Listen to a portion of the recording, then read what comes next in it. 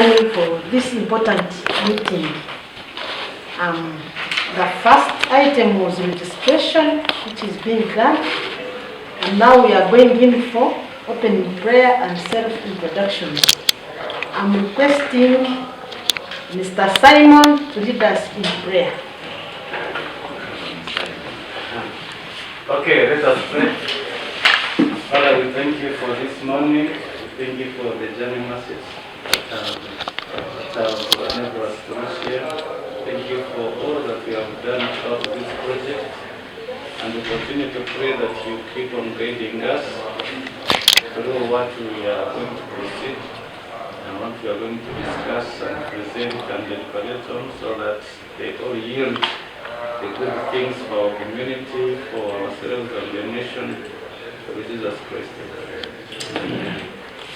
Thank you for that good prayer. You are welcome to this meeting. Morning, everyone. I'm Friday Boaz from Kabale University, and I'm a graduate in environmental science. Environmental Sakawara is a student of Master in Agriculture and Environment. Good morning, everybody. My name is Florence from Kabale University. Good morning, everyone. My name is Matimandra from Kabale Central.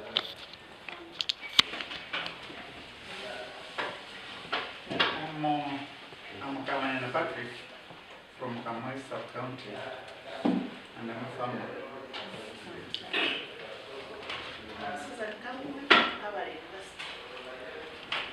Yes, Alex Saturday from Kabale University. Yeah, I'm Simon from Kabale University. Morning, ladies and gentlemen. My name is Victor from Central Africa as a program manager.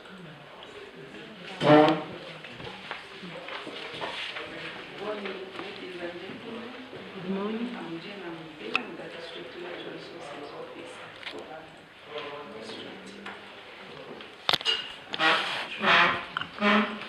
Good morning, everyone. My name is Thomas Mahle. I work with Kabale University Department of Environmental Sciences. Thank you all. The last for the best. Joseph Sekandi. I'm from Kabale University. Yeah, I thought I was the last. Everyone, the Marita from the communication officer and the district.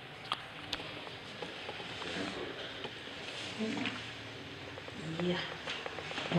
Project to give the welcome remarks and the workshop objectives. Dr. Alex. Yeah, thank you very much. Myself, I am the team leader for this project in Chikesi. At the same time, I'm the lecturer of environmental sciences at Kabale University. So basically, I've been requested to let members know why we are here. So basically, in the series of meetings, the series of workshops that we've been here, and in Kamwezi, Ruchiga, Kamwezi is also part of Ruchiga. But when I talk about Kamwezi, for that matter, we are referring to a sub-county where most of our activities will be taking place. So we've been conducting what we call needs assessment, and then this needs assessment aimed at informing the curriculum review for Master of Science in Environment and Natural Resources. The main objective is that we are actually trying to ensure that these Masters of Environment and Natural Resources hosted by Kabale University addresses the challenges that the communities in Chigezi, in Uganda, are facing. So, having said that, so we've had a series of meetings. We've heard from different stakeholders. They have given us feedback on what they would expect these masters to look like. And then today, we've incorporated their feedback, and this morning, this afternoon, we shall be, giving feedback that please, out of what we discussed in the previous series of meetings, so this is what we've done. These are the courses that we've developed, and then we shall expect you to give us more feedback. And then secondly, we shall have an opportunity to share with you the gender analysis report. So we've made inquiries from the different, farmers, stakeholders, on the gender gaps, what needs to be addressed so that they can ably contribute to this noble cause. So we have a report. We shall discuss it. And also we have also conducted what we call water resource research needs assessment. We have a report which we are going to share, and our prayer is that you'll be able to contribute to us. So, ladies and gentlemen, having said that, Susanna, will you?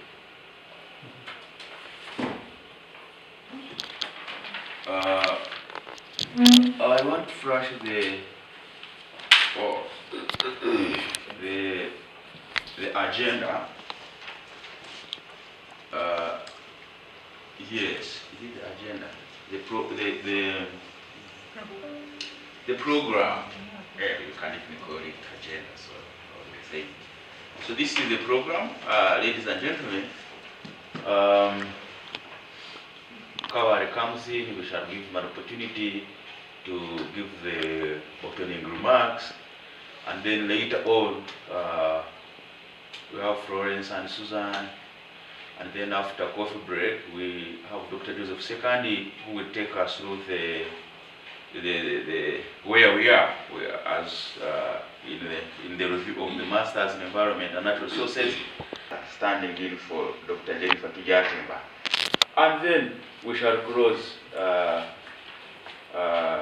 with the chairperson of Chiga giving his closing remarks. And then there is lunch. So ladies and gentlemen, of course the details will come from the different speakers. I beg to stop it here. Thank you. For the review, the project overview and progress. Yeah. Thank you, Madam Chairperson, for that matter. And because you are going to take us and Susan, I can see my name there. I am going to chair that session for that matter. Thank you. I therefore take the seat. The chair, Ms. Florence Kumihiwe, the director, Queen. Yeah, that is the case women in Zoos. I wonder why you take the whole women. What? Kigezi men in development. So Kigezi women and men in development.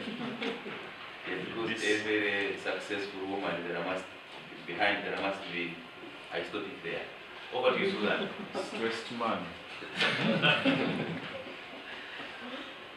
Successful woman. Behind every stressed man, there is a successful woman. So, Thank you for that compliment. thank you. You are welcome to this workshop, and as usual, we usually give an overview so that in case we have those who have just come in and they were not there in previous workshops or meetings, they are aware of what this project is about.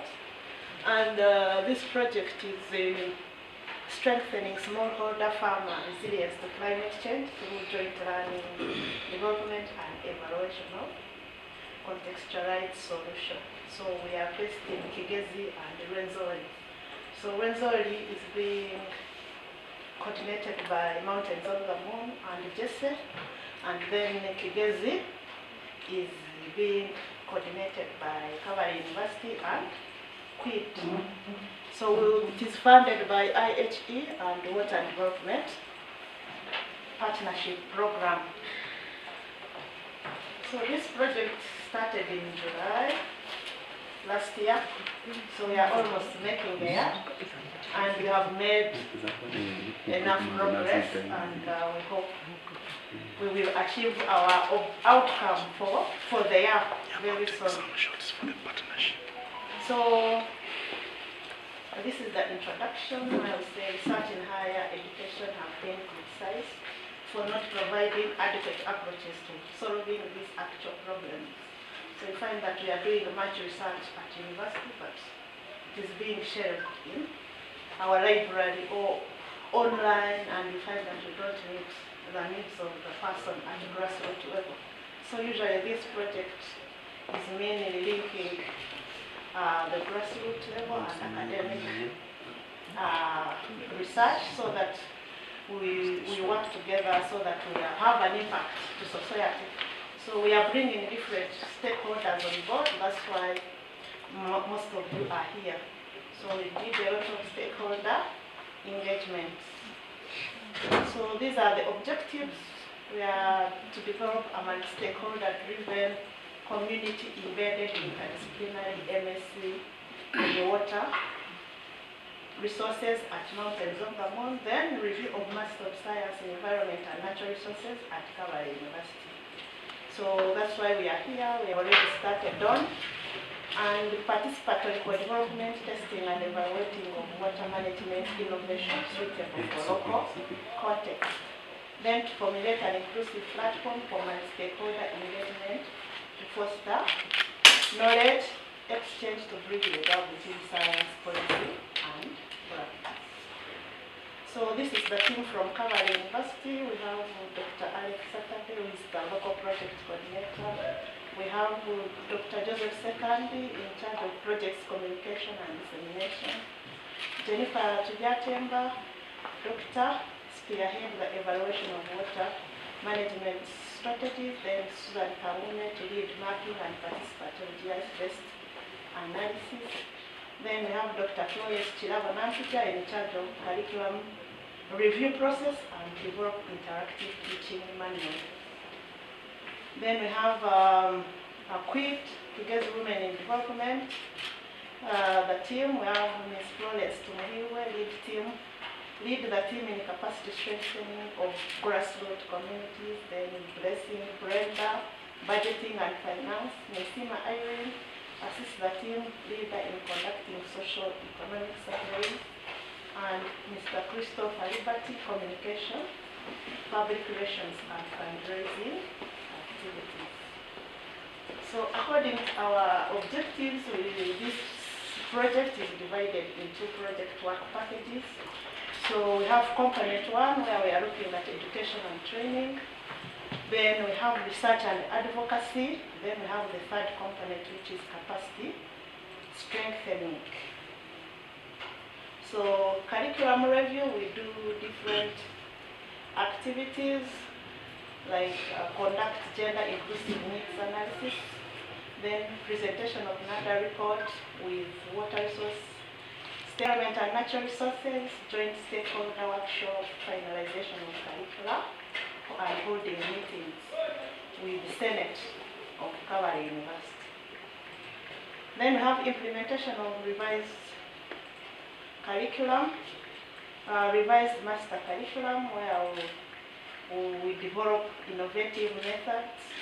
Currently we are trying to go into competence-based curriculum.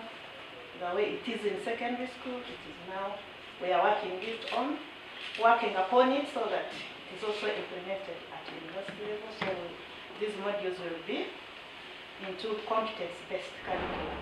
Then training of course instructors in interactive student-centered approaches. Then subscribe to update water resource e-resources and train students and staff. We have admission of first students. So we shall be admitting our first students in August, and we have 10 scholarships. 5 are going to Mountains of the Moon, then 5 to Kabale University. Then we have implementation of developed revised master curriculum using innovative teaching pedagogy activities. Then we have development and implementation of stakeholder-driven water resource management research agenda. Then we have development of innovative methods of accessing water for production through participatory action research and to improve water use efficiency to improve how productivity. Then we have dissemination and advocacy, whereby most of the activities we are doing here, we are trying to disseminate what we have found out in communities, and we hope most of you will benefit from this.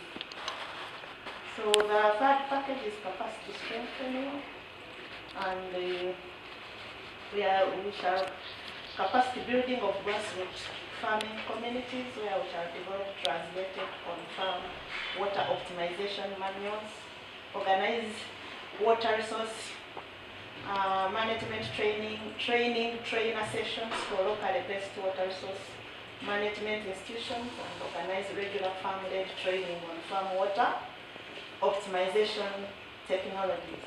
Then we have multi-stakeholder engagement, and where we have a lot of, we are engaging a lot of stakeholders, where we shall have identification of organization. We have already identified organization to work with in Maziwa. Then catchment, then we have consultative develop guidelines to water resource management.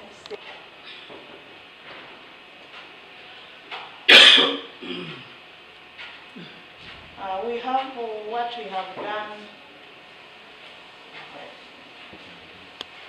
what has been done.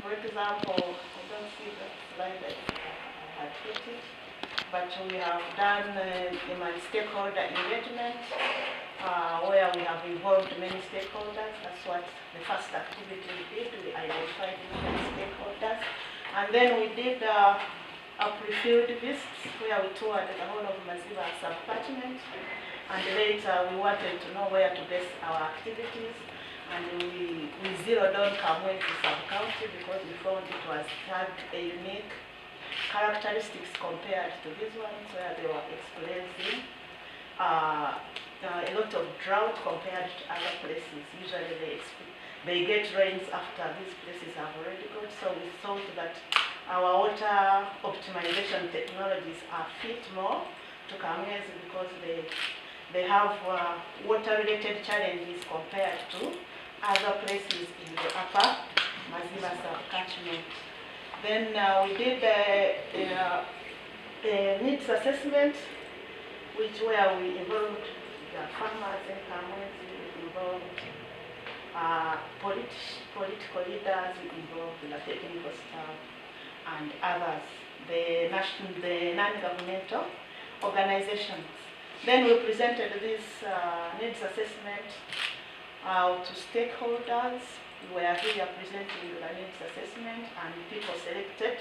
The courses we are going to present here were the ones which were selected by this workshop or by these stakeholders who are here. And then we conducted agenda analysis in Kamwezi, and this report is again going to be presented in this meeting. And we did also the water needs assessment, research needs assessment, where we talked with farmers, we discussed with farmers in Kamwezi, and they are the ones who gave us the needs of the research they need us to do with them.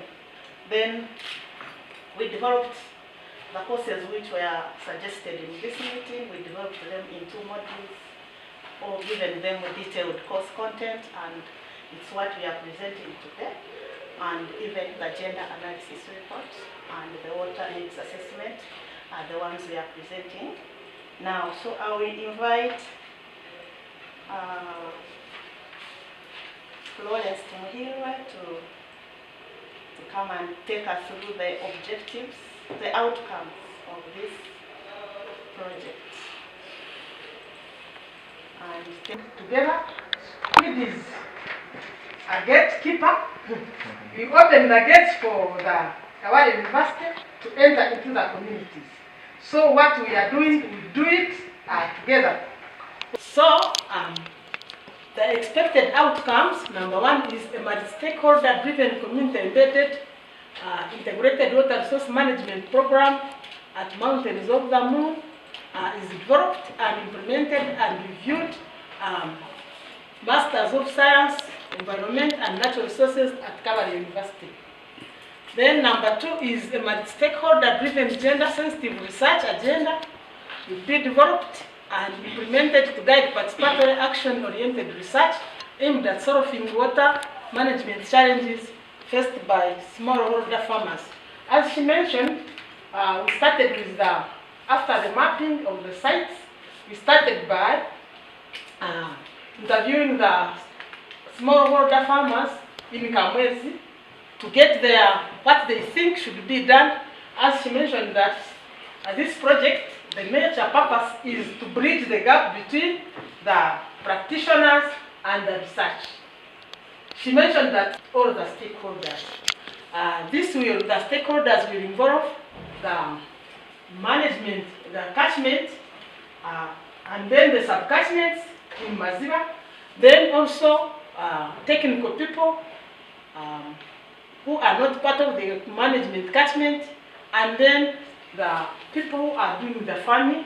Then we shall also involve other actors in water. There are some NGOs that also work towards the same project objective, so they will also be involved. Then number 3 is increase the capacity of integrated water resource management stakeholders within the Maziba and Banga catchments to effectively participate in knowledge exchange and implementation of innovative integrated water resource management strategies to overcome water-related strategies. As she mentioned, this is the 3rd workshop.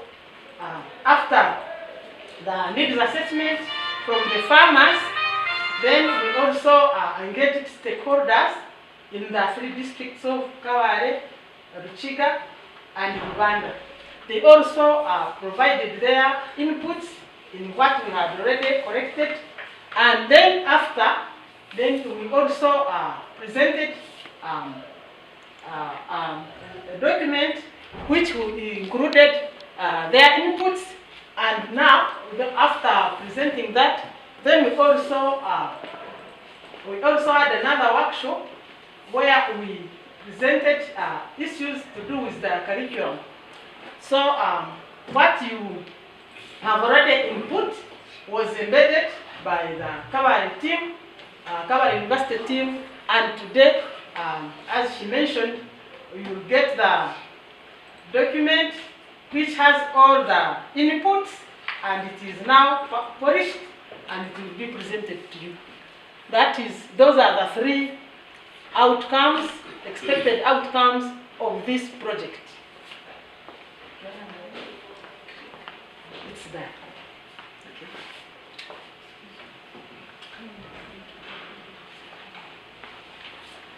Yeah, knowledge sharing strategy. Here we are establishing, shall establish a project website and use social media for broader dissemination. You can see now we are having this workshop is being filmed. We shall get some small interviews. We shall get small recordings, and we'll be sharing on the website. We shall engage local radio stations and newspapers to reach the farming community. That is why you find in this meeting, we always invite the media houses so that whatever we are doing, it is disseminated to reach the entire community. We shall publish findings in both national and international journals, and we shall host regular workshops and feedback sessions with the stakeholders. The roles of partners. As I had mentioned, QUID is the gatekeeper. Therefore, we will mobilize stakeholders to participate in needs assessment, research and advocacy activities, as well as carrying out capacity strengthening activities. Kabale University will implement education and training and research and advocacy activities. Then technical stakeholders will provide oversight and collaboration. Our political stakeholders will provide political will. And the media will provide a platform for information sharing. So as I mentioned in the beginning that this program is for all of us, and each one of us has a stake. Even the community members have a stake, because when they listen, for example, when we conduct a radio talk show, they give us the feedback. When we post information on platforms, we expect some feedback and maybe some contributions.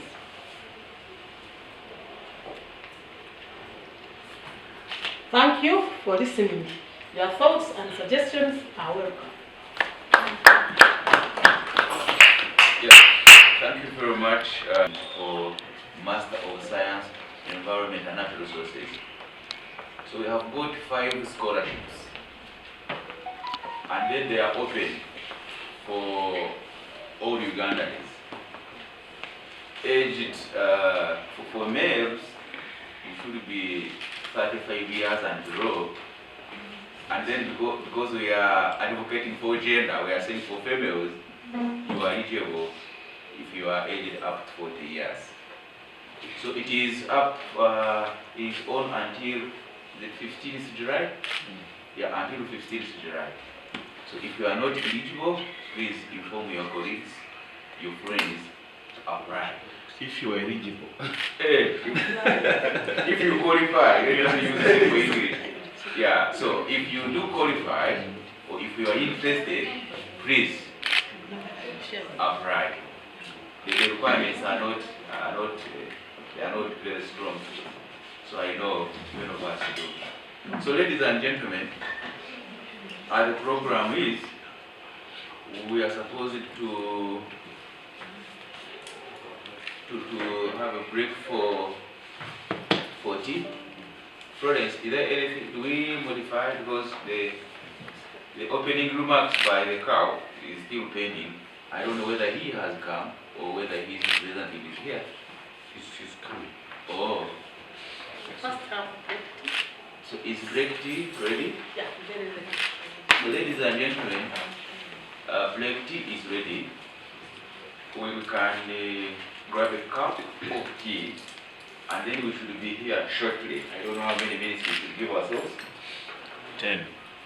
10 minutes. Yeah. Yeah.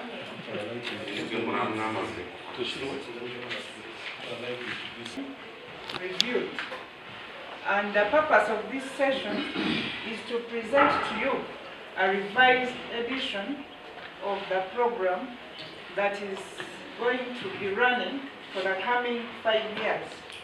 Of all universities, that is the National Council for Higher Education, we are including competencies to show what should that person, called a graduate of the program, what should they be able to do, what should they be their capabilities. So we are glad to present, and I now welcome Dr.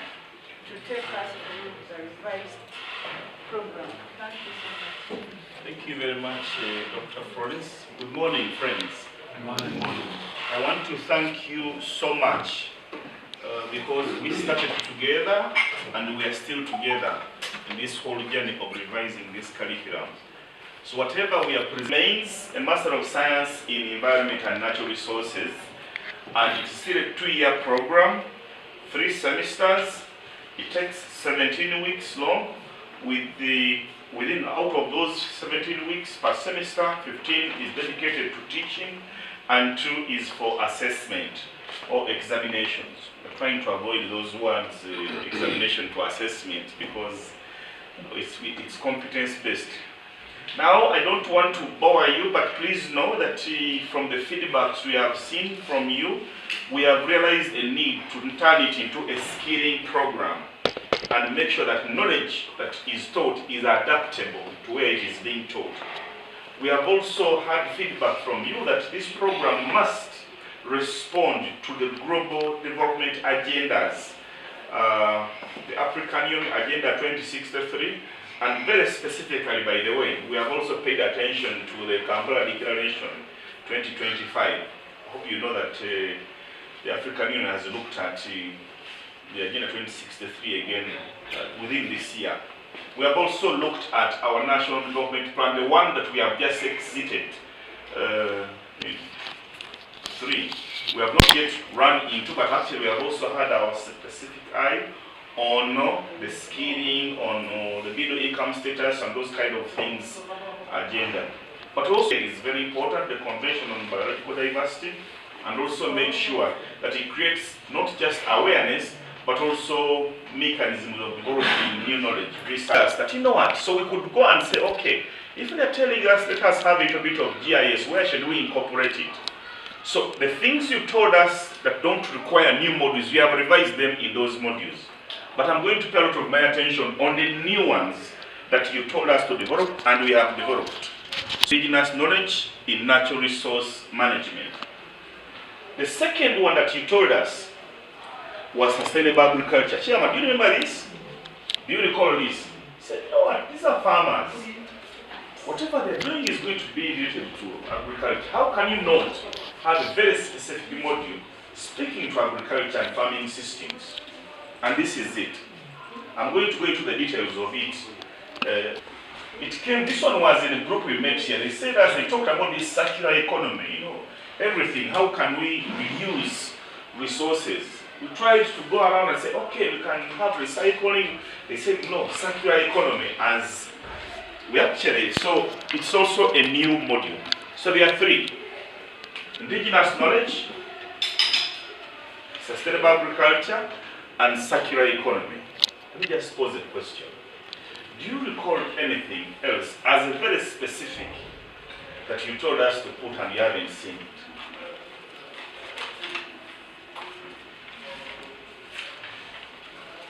Especially those who have been with us throughout, you never know. I hope. Scroll back. Okay. No problem scrolling back.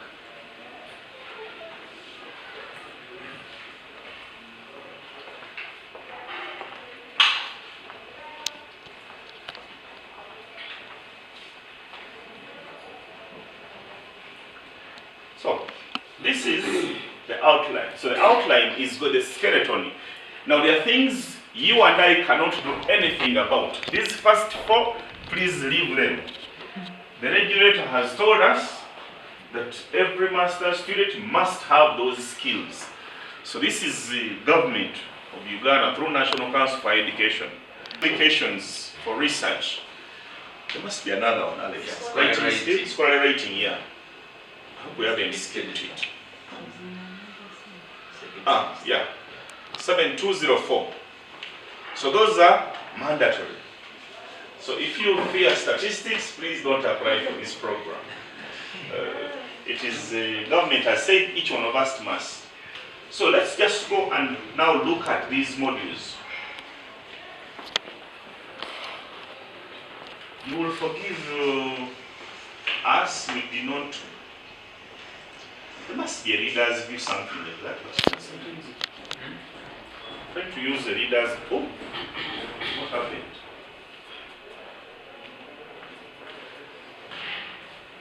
Is it Control and what? P? Duplicate it. I got it. It was Windows P. I got it. Yeah.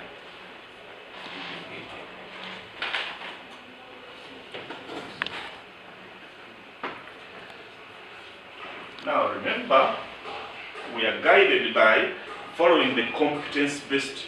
By the way, all the other courses are going to be transformed into the competence-based learning. We must demonstrate at every stage what is somebody taking home.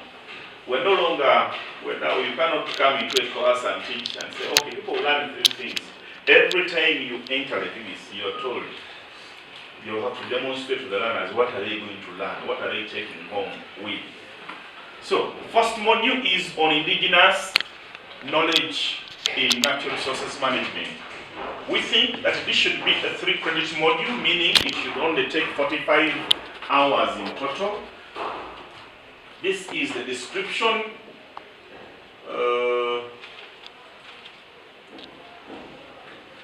It's okay not to prepare attention to the description. Please pay attention here. Competencies. What kind of things? And make a good meaning out of it. They should also be able to relate. We see, changes in flowerings, for example, changes in phenology in flowers, what does it explain maybe the seasonality? So you try to relate these theories behind and the perspectives underlying these knowledge, indigenous knowledge systems. So you have helped them to understand them and identified them. They have related them to the theories. Now they have to apply. Once they have applied them, then we can examine them and ask them, okay, so what have you learned out of this? Once we have evaluated them and examined them, then we can ask them to design their own design culturally sensitive resource management systems. So you can see the really flow of the skilling. That includes discussion, isn't it? Okay.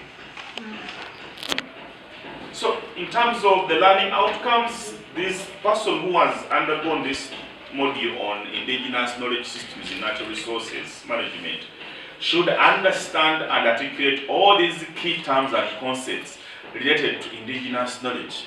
We are training people who do not know anything around themselves. They are so much grounded in external things. Thankfully, no people are not on their phones. One time I was in a workshop and someone just went around and did a count, and he said that there were only 3 people out of more than 200 people that were not either on a laptop, a tablet, or a phone. So, people, we understand so many things behind, far away from us, but not around us. We actually pay a lot of attention to what is external. So people, if someone is speaking to you here, it's easy to chat with the Fiona. Do you chat with them? So analyze the underlying theories and the epistemologies, knowledges of indigenous knowledge, connecting them to diverse ecological and cultural context. That is key. Use indigenous knowledge principles in real-world situations involving land, water, forest, and biodiversity. Make good use of this. That's the key. So these are the key topics that people are going to follow. We'll make sure that they understand what is indigenous knowledge to them.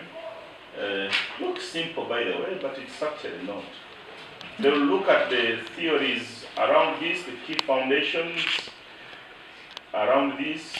They look at the traditional things. They look at indigenous agricultural practices. I mean, what people have been doing. We have picked out shifting cultivation, the composting, how they add nutrients, how they terracing, all those kind of things. Those are practices. The forest and wildlife management, very specifically how people are managing these things, where you come from. I think here the cultural norms on hunting, where I come from, there's quite a lot of totems and things like that. So someone will tell you that for me I'm related to the monkey, meaning they cannot eat the monkey or even hunt it.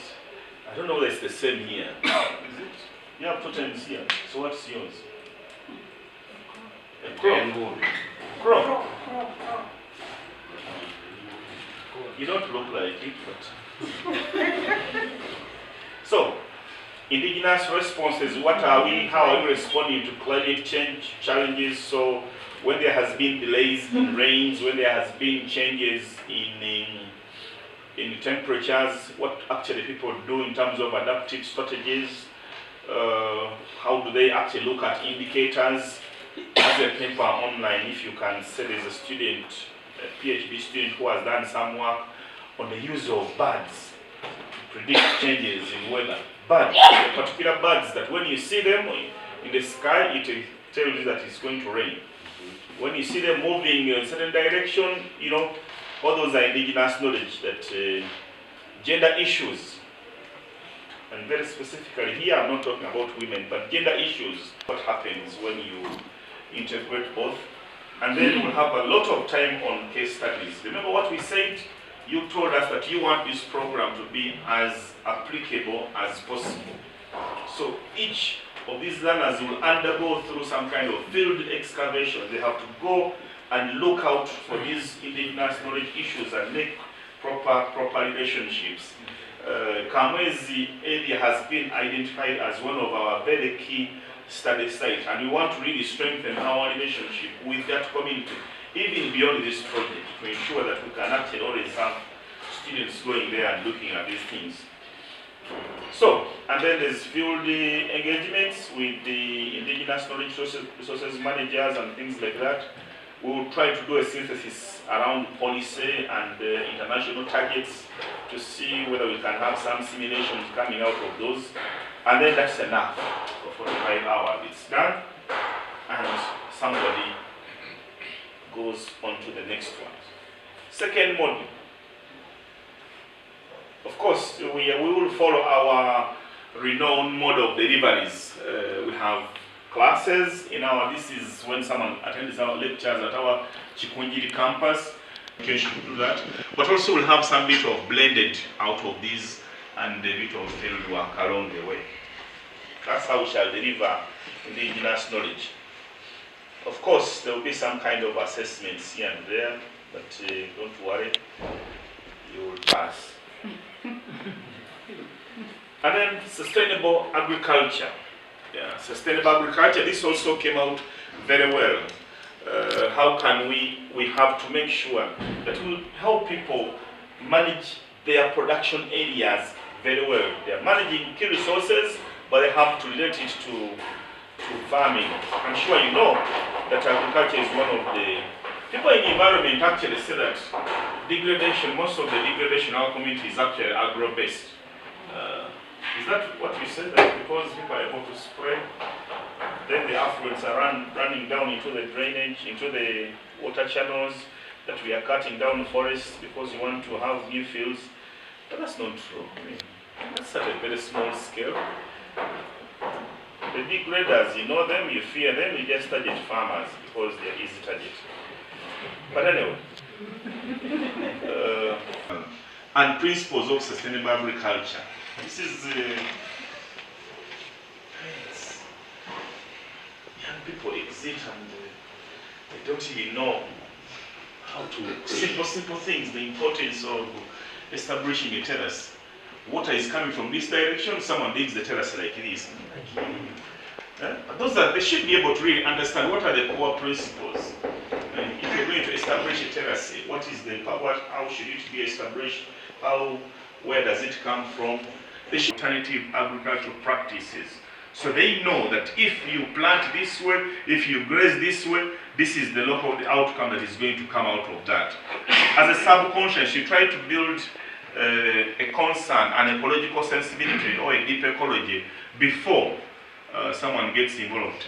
They should be able to design the context-specific sustainable farming systems, courses, advocate for effective policies and practices that foster agricultural sustainability. It's been coming, Susan.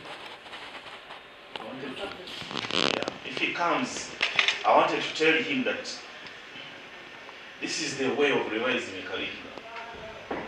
Please, Simon, you tell him that what we have done is the only way of revising curriculum. It's a bit costly, so they shouldn't fear really spending money. We wouldn't have come to all these things that we are coming to if we had not gone and asked the very people involved in these things. Sorry, I've gone off a little bit, but I'm trying to highlight the importance of the rigorous process we have gone through.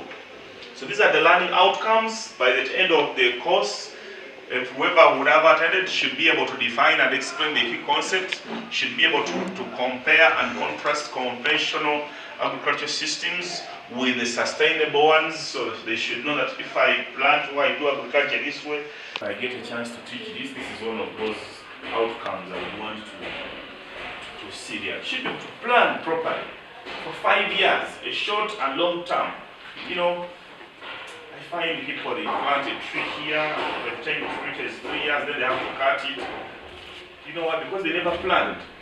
They never planned. Someone establishes coffee, and now the prices are starting dropping down, and you are told the prices of maize are going up. You never know, people might choose to cut down the coffee.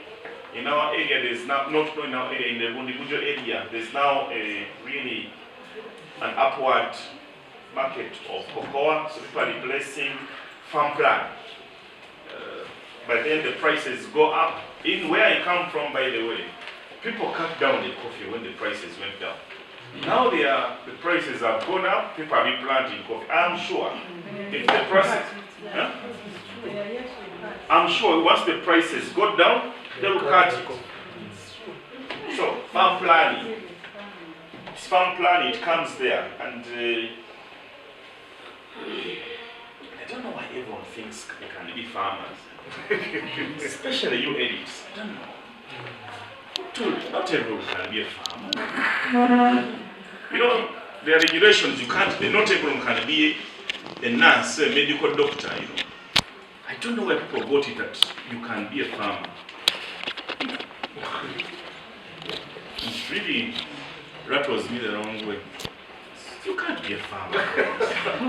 Teach, please teach. Do curriculums, you're very good. Most people who are good at farming do that. Mr. on the camera, please take your pictures. Do not go to the gardens.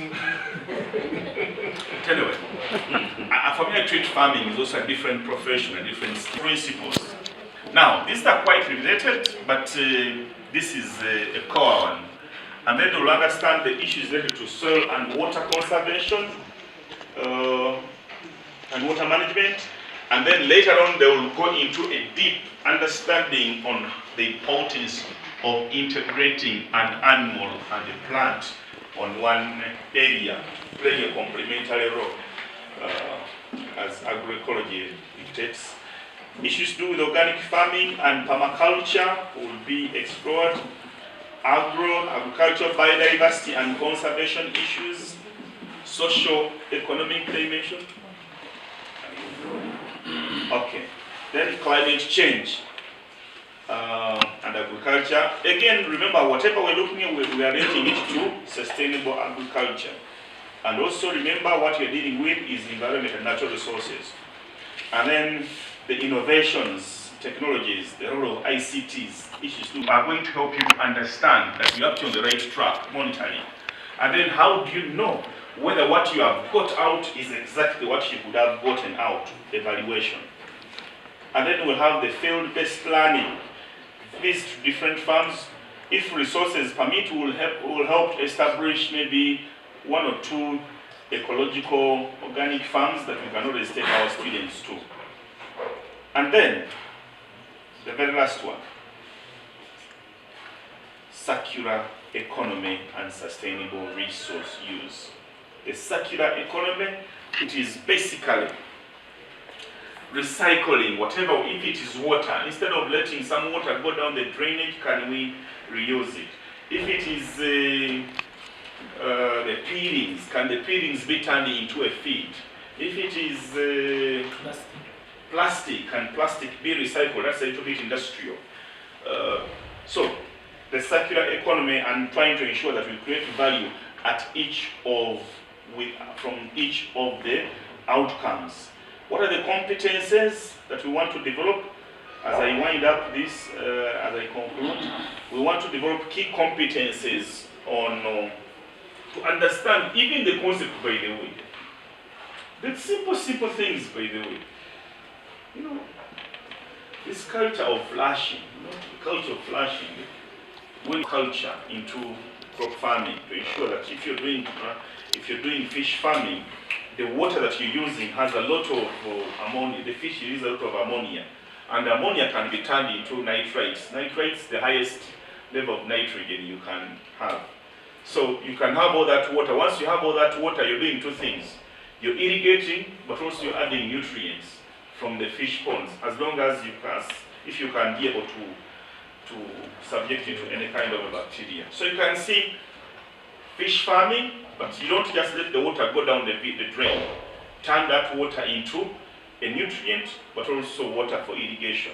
Those are things that we want, those are some of the trends that we want to subject our learners to. We want to help them apply circular economic strategies to address sustainable challenges in environmental resources. Ensure that these innovations and this kind of programs, they have some kind of an economic value on it. Make some kind of economic sense out of each of these things. We want to make sure that our learners are able to analyze policy instruments. There are leaders here, but I think you're happy that people you're leading are not able to interpret these kind of budget allocations or this kind. I think that's good. So you can use the money the way you want. They're not able to tell that, okay, if they have released 1 billion for the road, so the community doesn't know. People don't know how many kilometers can be made out of 1 billion. I think that's a good thing. Isn't it, Chair? We'll come to that, sorry. Yeah. So, but we want to really enlighten them and make it very difficult for you to govern them. No, not make it very difficult. Govern people who are enlightened and they can really ask key questions. So whatever we do, really, we want to ensure the aspect of policy analysis is very important. And then help them to evaluate real-world circular economic case studies. Make very simple relationships where they are. If you're harvesting water from the tanks within, make a proper relationship. How much of that water is going to the garden, and then how much is being harvested out of that. The key issues that we are going to incorporate, I'll leave the outcomes. So we want to, first of all, being something new, we'll start with ensuring that we introduce the circular economy and foundations of sustainable resource use. We'll look at the different circular economic frameworks that have been developed over the years. The 9 R's hierarchy, reusing, going through the process of reusing, the dogmat economics, and then this is a bit science, but it's fine. We'll get there with our learners. Life cycle thinking and material flow. Again, I keep using this. That's the whole, everything is around this. Whatever we do just goes around the cycle. Nothing exits. And then the circular business models, agriculture and food systems, circular economy in manufacturing and industry, policy institutional frameworks, financial circular transitions, the social ethical dimensions, and then we take them to the field. Two things that have stood out throughout.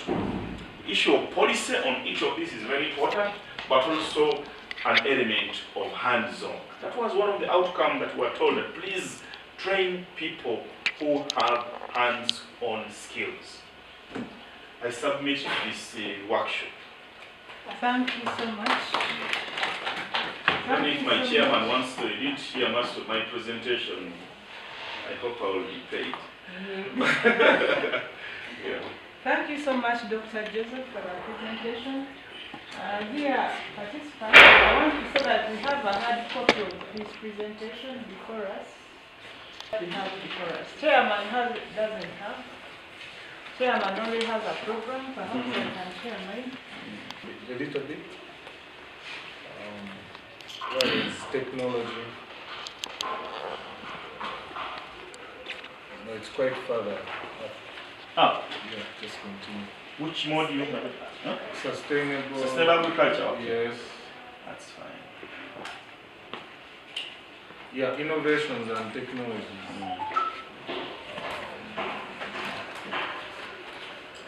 Okay. Yeah, the role of ICT and mobile apps in agriculture extension. I think going forward, we're going to see a lot less of mobile apps and software.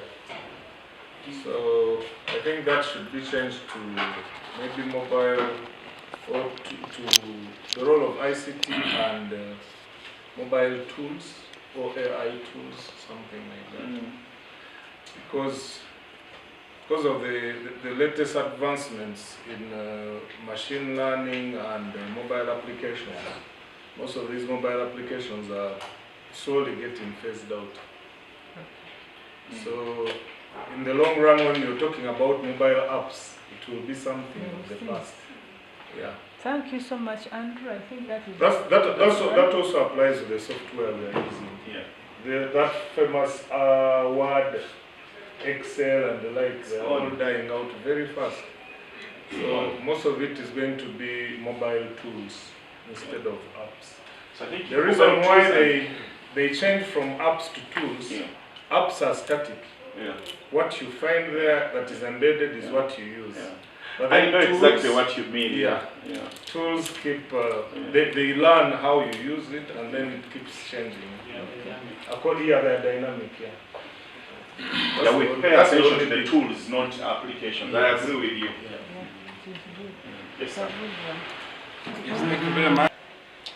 Yes, mine is just information sharing. I heard you talk about agroecological agriculture, that you would put up those agroecological agriculture centers. And good enough in Nigeria, we already have one farmer who is doing or is practicing agroecological agriculture. His name is Alex Satuyambe, he knows. So even if you've not yet gotten those resources of starting it up, at least we have a place or a center where we can always start it. Thank you very much. Thank you so much for the information. It is really good. I don't know why I forgot an email. It's my student, so. Alex, yeah, Alex Atuyamba, I know him. And I know the place as well. Thank you very much. I think the point is making that within us, instead of worrying about establishing those centers we can collaborate with and yeah. Thank you. Any other? The other second, this other second course of sustainable agriculture. And looking at the topic, part 4, specifically we are talking about crop and livestock. And yes, I'm not sure if we have left out trees intentionally, but when you look at this crop, trees and livestock, if we are looking at factors like techniques for nutrient recycling and resource efficiency, trees at the biggest role. And when you look at aspects of maybe agroforestry, we look at trees, crops, and then animals. So what we actually call trees on farm. So I do not know where these trees come specifically where in this, but they play a vital role in nutrient recycling. So concrete has to be a full setup of crops because they are different from trees, because we have a number of agroforestry trees that we can incorporate in this. Yeah. Thank you very What if much. we added just a specific, we give it a little bit of attention. I get what you mean. That's why you bring all these kind of silvicultural issues. Maybe we could, there's forestry. Then we talked about environmental policy and governance, where the learners have also to understand what governs natural resources and emerging and sustainability in terms of the renewable energy practices, because that's where most of the focus is, which leads to also part of the environmental conservation. Those are my suggestions. Over to you. Thank you. Thank you so much. Joseph, could they be, are they taken care of? That's what I was going to try and do. Health, we have got a course unit, specifically environmental health management. That is taken care of. Option. Yes, and then restoration, that is taken care of. And besides, there is a specific course unit on sustainable waste management. Yes, I hope we shall be able to see them. Yeah, there is environmental degradation and restoration. There is some other course unit, I think, in the last semester. And then it is covered somewhere. Joseph and Madam Chairperson. Yeah, because if you permit me to speak a bit, you see, a master's runs for 2 years. And then you actually, practically, because 1 year is entirely for research. So many of these aspects, of course, what has said are incorporated, but we tend to compress them within courses so that we don't have a long list of the courses which we can't really.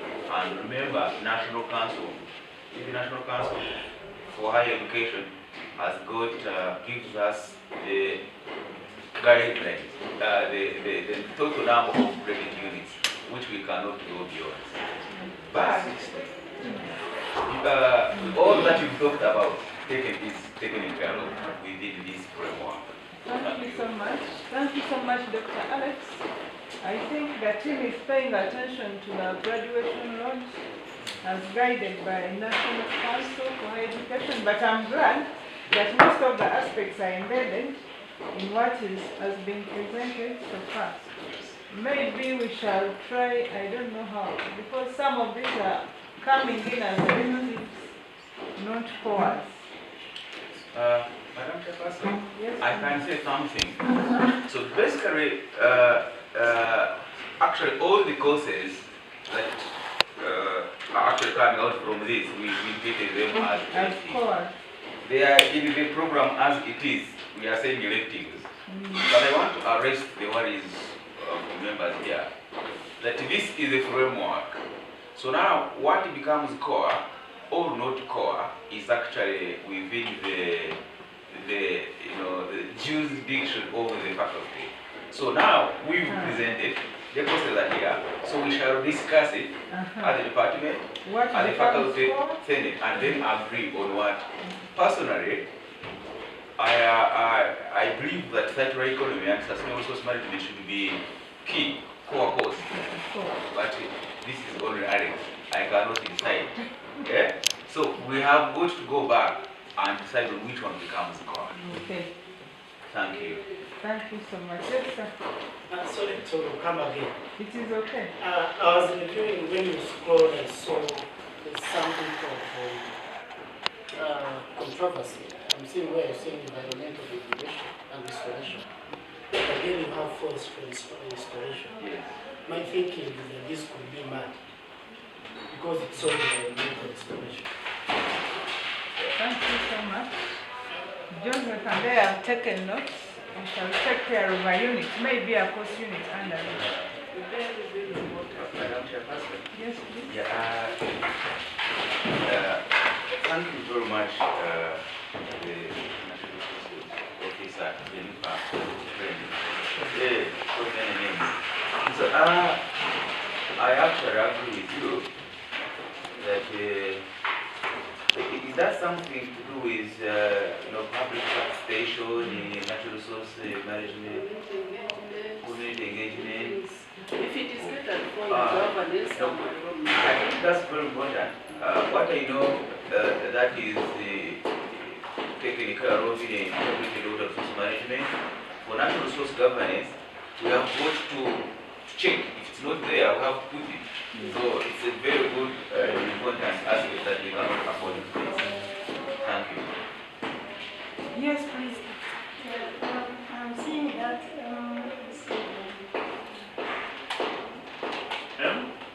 71110. Starting from environment and natural resources. I'm wondering why is starting from environment and natural resources? Do you have a particular interest? Is it because of the integration? The nature of our university where we are situated in this particular, we expect to indicate that particular course units, how different is it from our global previous geography and the resources we have known over the years? How do we wish to you know? want to see the The details. scale if I open my hand. I want to see what I don't want you to see my private no, I mean, parts. we all know these resources. Everyone knows the rap, in Uganda, rap, we know you have River Nile. So what is embedded in that? You want to see my private something. You already know. But you are an alumni. What was in it? Let me put you on the spot. But also, Doctor, now how about these students who have already graduated? When they didn't pass through this, are you going to record their degrees? No, we keep reviewing. Review. Yeah, review is a process. Hey, the 5 years have elapsed. Yes. Okay, it's okay. 3 years. East African, what was it? Like East Africa, Uganda natural resources. There it is. Yeah, the private things I didn't want you to look at. This is the norm. That's the original. Oh, But nothing changed. yeah. We didn't change much in this East African menu. No. You go to that. It's not the East African environment. We actually didn't change much. But They are wondering the difference between it and the normal geography. Ah, Yeah. so can I say something? As Please it do. grows, The detail. Yeah. Also, That's Oh, now it's there already. So, Madam Chairperson, the essence of this East African environment and natural resources is basically orient the then is not oriented on the state of natural resources within the region. We're aware that the requirements for admission into this program is not only environmental science. We pick from different disciplines. So imagine I am a biologist, Bachelor of Science and Biology. Is broad. It is, and it how many credits does it have? Six? Yeah, 3. Are they 6 or 3? It has more than three. Oh. There are four. There are 4 credits. Four credits. credits in it. in it. Yeah, it is a huge thing. Yeah. No, her concern was the difference between the geography that is taught or learned somewhere and this one. But I think, Madam, you now appreciate that. Given the fact that admissions come from different backgrounds, admitted students, not only environmental sciences. So the biology, for example, I need to know what is that I'm going into. So that is a strong background and a strong justification for the course. So, ladies and gentlemen, in case there is no other observation, I want to thank you so much for the contribution. Thank you for making this program better than it were at the beginning of this presentation. I want now us to switch. I want to thank Doctor for presenting. Thank you so much for taking and we are going to work upon them. I and Susan were the rapporteurs for the session, and we promise to make it even better. Thank you so much. Thank you. It is exactly 11:42, 11:50. Oh. Yes. Yes, need some money. So I want to go to switch into another presentation. Dr. Alex, are you coming first or Simon? My senior brother should come first. Senior brother, 20 minutes. Okay. Okay, thank you so much.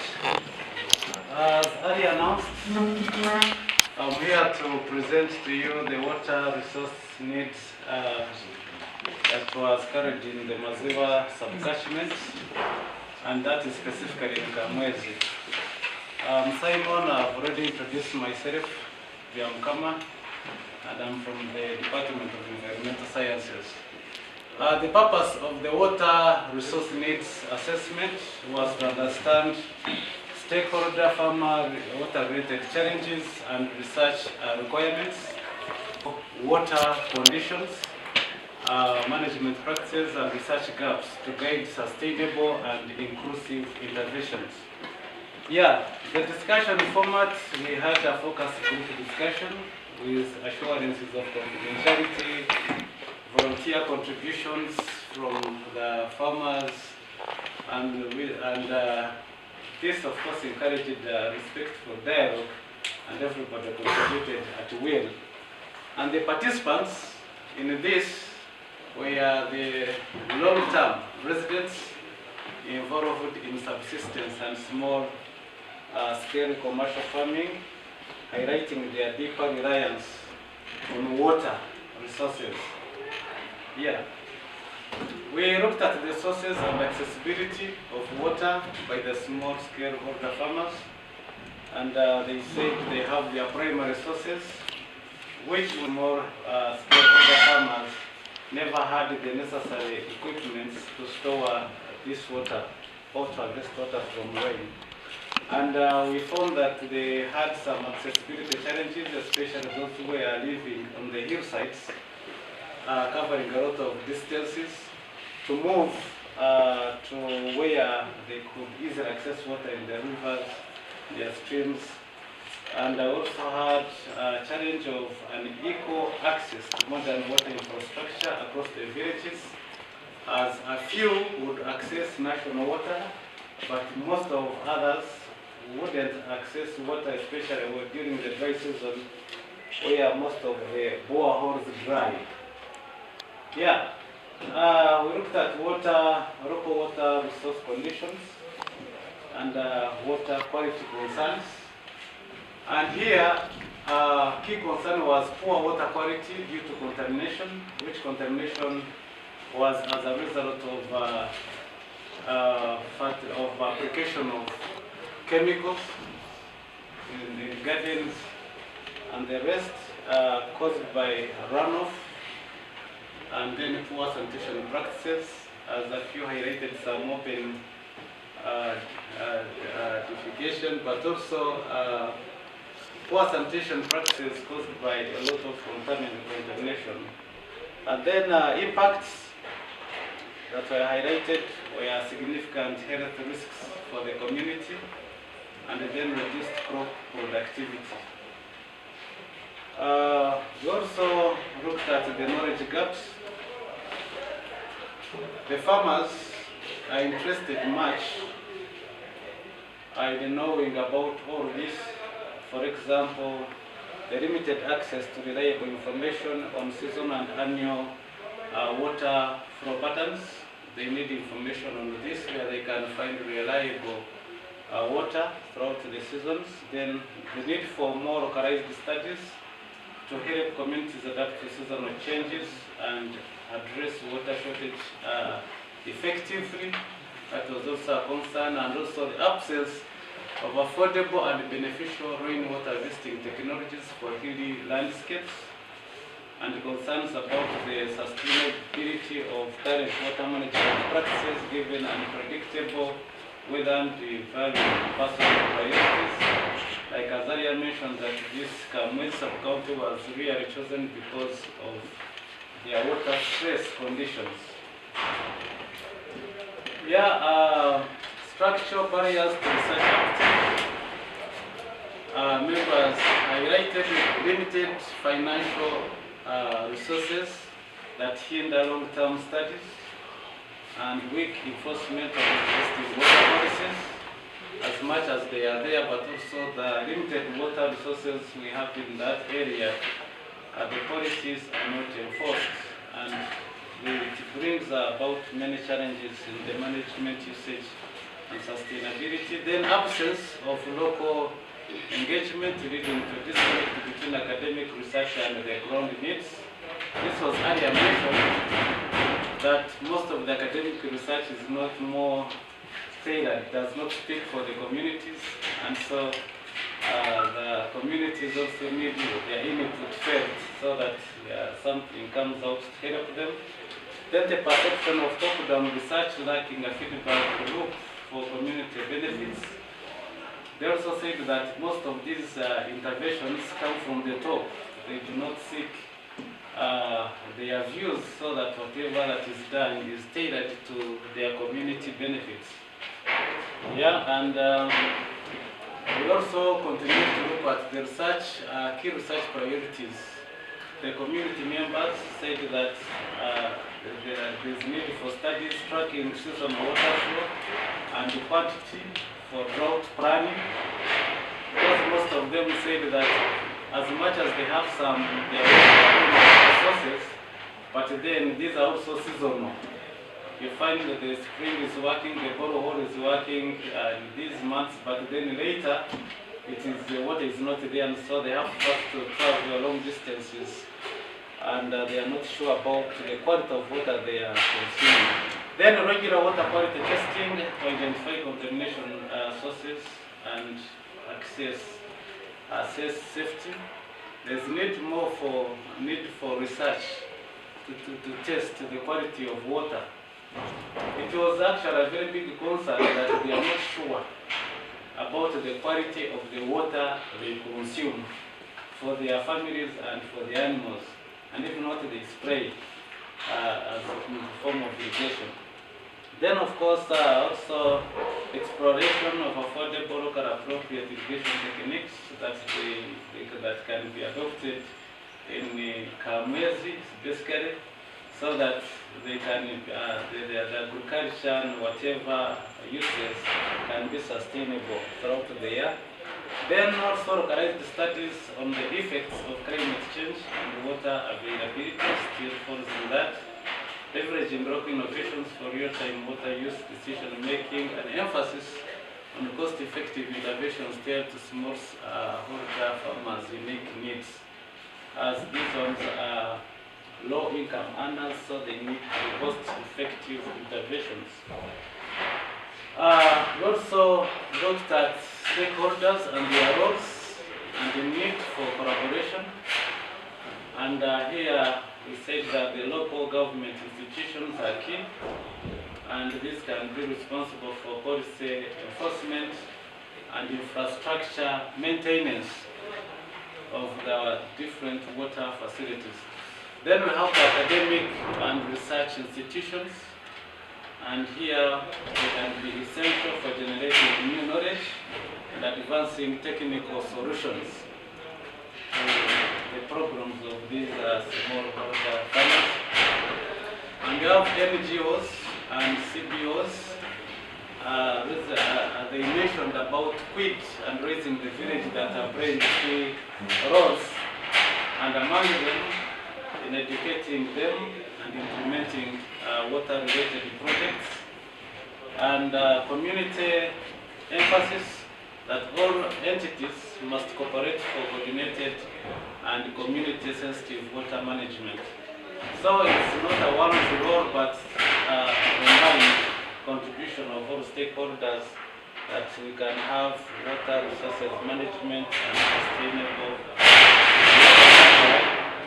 in the catchment. Then building community support and capacity. We noted that cooperation alone is insufficient, but also capacity building for all these key stakeholders is very much important. And need for inclusion training programs for both men and women in water management, because if you involve men alone or women alone, then there are also other difficulties that we face, especially decision making regarding water resources management. Then an emphasis on empowering local researchers and community leaders for participatory approach. As much as we have many water use management committees, but then there is need for more empowerment to be fed with new research issues, so that the participation can be well incorporated for sustainable resolutions and management initiatives. And then we have proposed sensitization campaigns to ensure community understanding and engagement in research and implementation. Communities need constant sensitization about, for example, how to conserve and preserve the catchment so that we have sustainable water supply. We looked at emerging issues and environmental degradation, among which we looked at the harmful practices, and this include what was mentioned was there was a lot of planting of eucalyptus trees too close to croplands and water resources, and they had a feeling that this could be draining much more of the water from the soil and affecting their crops, and also farming on steep hillsides without adequate soil conservation.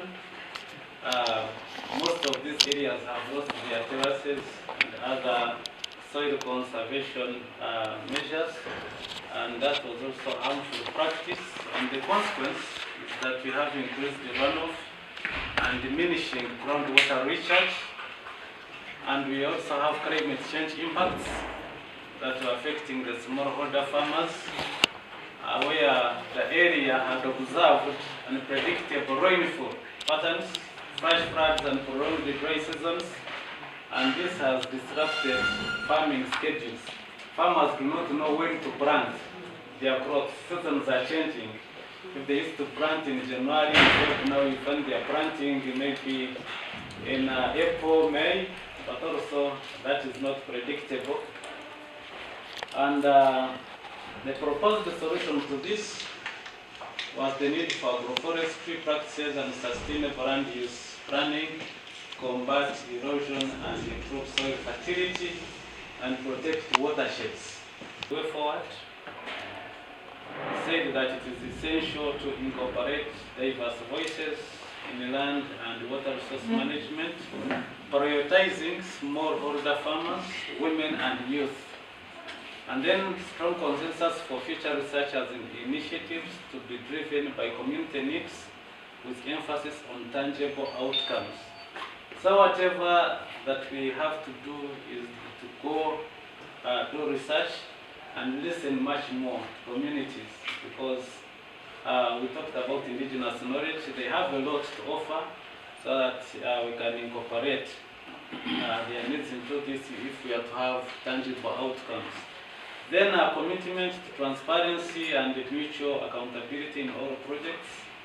Now this one is key, in that when the beneficiaries get interest in this, knowing their budgets, knowing the quotations, every other thing, the bills of quantities, so that they can follow up to have value for money in these all project activities will be more key. And then optimism that information, that forthcoming project activities will lead to significant advancements, learning from the past shortcomings. They are very much committed to know that why. For example, the boreholes they have in Kamwezi do not last for longer, while they dry out. So we need to learn from the past, so that the other future projects are sustainable. Then feedback will shape future researchers and policies for the Maziba subcatchment and broader Kigezi sub-region, like why we are here, why we go to the communities. So we have feedback from all that is being implemented, so that can address what we can focus on. Otherwise, I thank you so much for listening to me. This ends my presentation, and it's open for questions, thoughts, suggestions, and discussion.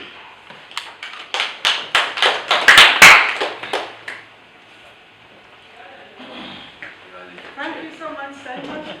Yes, you're most welcome, Chair. Yes, please. Colleagues, any comments from what he has discussed? That was a report. Well, findings from the field. Is there anything you want to react upon? Yes, Jacob? Yeah, thank you so much. One is really an appreciation, because I look what this as a representative was done in Kamwezi. Also, we came to know, when you go to these communities, you realize we have some households which are located on hilltops. And those households located on hilltops, they don't have, they don't do water harvesting. And this is a technique which is not even much expensive, because using our local means, you can even get one iron sheet, maybe cut it, and then get these other 3 pieces, put it on the house, and then collect the water source. But it is very, I always find it with many communities, you find when it has just rained, even households which are located on hilltops, they're actually moving down to fetch water. It has just finished raining. And the same water that has just finished, the same water that has just left the roofs is actually degrading the soils and moving. And these people, of course, are not even managing it on the ground. So as we even do this research, I think that is an aspect we need to know also. are they social factors that are causing this? Because this is not an expensive venture for the community. You just buy a 9 sheet of 30,000, and then you can cut. And most of these men in these households, they can actually, yeah. So I think there is something that we also need to know, especially regarding that aspect, and also in terms of erosion and land management. Yeah, I think maybe something also we need to pay attention to why that thing is happening. This is not an expensive venture. Thank you. Yes, you're welcome. It is okay. Sorry. Okay. Maybe thank you so much for the presentation and the good findings. Maybe I can expound on efforts. We have seen that many farmers are culprits of such degradation and their food insecure. But have you tried to establish why they are not practicing the soil and water conservation technologies they've been told to, or whatever they know, be it agroforestry, be it these terraces or whatever. So they'll keep on lamenting that their food is secure. The rains are continuing to take their soil. But are they practicing any? Maybe that's what we would have. It would be our first point also, entry point, to see how we can now engage the communities towards that restoration initiatives. Then also in the presentation you mentioned about, after the first slide, you mentioned that there was water contamination, that's what the findings were. And later on, water quality due to contamination. And later on you said we don't know whether the water is contaminated, the water for their household use and the animals, so don't you think it was sort of a contradiction? Okay, on that issue is that whenever it rains, they know that they are using pesticides, herbicides, and whenever it rains, it rolls downstream to the rivers and streams where they get water from. But they want to have the results, the water quality parameter testing, to know actually which water they take. Then also, I think there are some issues really which cannot be passed on to the communities, much as they demand or they want. Things of water quality testing, maybe you can tell them maybe it has nitrogen and phosphorus, so what? I mean, then also the procurement part of it, the value for money. I happen to be the contact person for Uganda Wildlife Authority, and we disburse funds for revenue sharing. But you find the communities, they want, even if you tell them the BOQs, they want, now the money comes like 5 million, they want 5 million on the product, and yet you have contracted. Okay? The contract also needs profit, taxes, ABC. So there are some issues really. Even if you open up communities, they'll keep on criticizing, and yet it is government procedure. So when you're dealing with these people, really tell them the truth, that even if we open up, they will still say you have stolen our money. Even if they want value for money, like the way it comes, but the government procedure, you have to pass through PPDA. So some things run out. So, so I think these are the realities. The farmer wants to be you, but you pass through a lot to learn it. So some things you have to tell them they can't. They may not know. What you bring on their table is what they know. The transparency bit is okay, but still they have limits. You tell them this is what, but they'll still criticize you. So I think transparency, they have to have a limit. You can tell them that you have bought this, you have constructed this class, and they'll tell you, this man would have constructed 3 blocks, now you have used only 1. So those are the community challenges we usually give. Yeah, thank you so much. Yeah, on the water quality testing, I think Kabale University now, the Faculty of Agriculture and Environmental Sciences has enough equipment to do that. And some of this is what we are asking, for example, the institutions, the academic institutions, like our university, to help them know which water they are taking, whether it's safe for their consumption, for the animals and what. And I think that one can be done with their capacity. But for the transparency issues, normally when you're bringing a project for the community, they need to know. Yes. They need to know. Only that now we need more sensitization. Okay? About the procedure. About the procedures so that they understand and they embrace them. Yeah, but also Simon, before we go into issues of water quality testing, they also need to know that they need to protect those water sources. Exactly. Yeah, and then issues of water quality and also coverage also. Yes. Yeah. Madam Chairperson. Very good. Thank you very much. Yeah, I will quickly start with the water quality thing. You see, in the community, for them, they judge their water based using the eyes and color. So now, so when they look at the color, the tablet they're going moving up. So they say this water is contaminated. But then, that's when it's raining.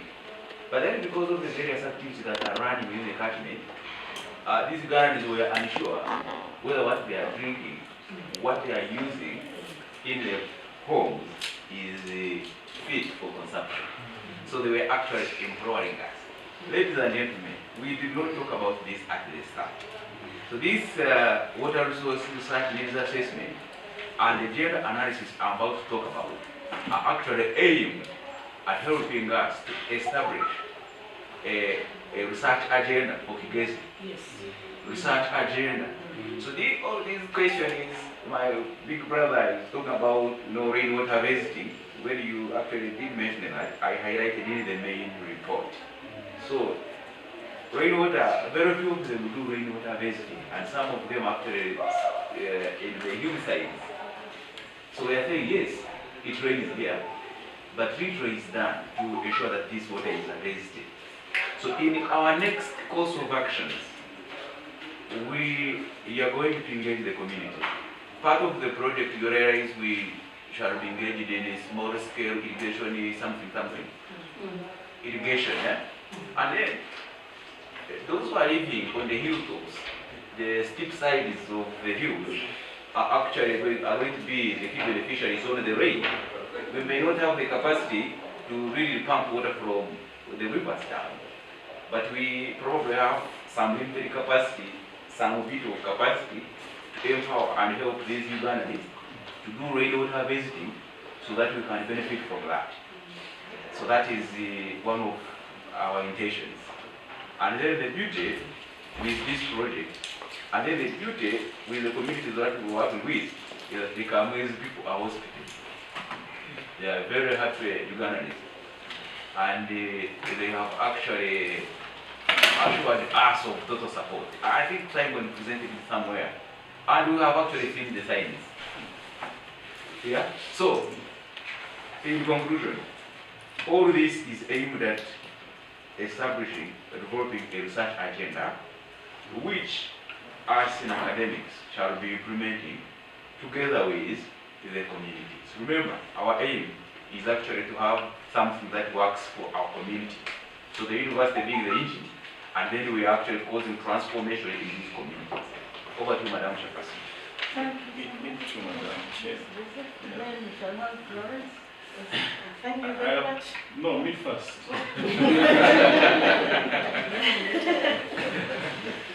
I think for me, my sister here has raised the question of ethics and a bit of integrity. How much information are you able to provide? But for me, I see an opportunity actually. I mean, SDG 6 talks about by 2030, clean water and sanitation for everybody. The deadline is coming in 5 years. I think we can work together as a university and the districts here to using real data and real information to project to government, to project to policy, where, at what stage are we in terms of attaining this one particular goal. And maybe when it reaches to writing another SFR 2CC, maybe that is coming back, it's coming 2 years. That's one of the key issues we can actually pay attention to. But we really need, for me, I think we need to have real data on what kind of water is available for use and different particular uses. And we really explain in details how much heavy metals and this, how much in terms of whether it's the limit or whatever, highlight all those kind of issues. And we use that as an advocacy. Maybe we can explain to the ministry and maybe Minister of Finance, people who are into budgeting, and indicate, okay, maybe you have reached these levels in this region, in this particular region, you're behind in this area. For me, the point I'm making is really information sometimes can be a risk on your side, but I hope we can turn it into our own advantage and use it as an advocacy vehicle. And I hope we can work together as partners. Okay, Doctor, you mentioned that right now we are doing the National Development Plan 4 for the next 5 years. So if we can have that, because of course if you have a target, you need the baseline. So we are looking at most of the indicators that don't have baselines. So if we can have that information shared, and maybe other indicators, it can give us a target of our achievements after that period. So it is also... There are no baselines for water. Let us say, so we have, it is hosted by Zen. So it has raw data, so you can use that data to do your assessments. Secondly, that's on water quality. So secondly, we on the 1st May, we actually started on a new project. It is building regional capacity in integrated water resource management in the Tigis Highlands. Because now if I can ask you, Madam Chair, how much water is flowing in that stream that runs from Kabale, you don't know. So if I can ask you how much water is flowing from Isesero, in that reservoir, you don't know. So in the coming 1 or 2 years, all those questions will have answers. And then we are in the process of establishing another data. We have the data set for Ishasha on water quality as well. So it is yet to be published also. Publishing, it is not, it is raw data. So that you look at it and make use of it.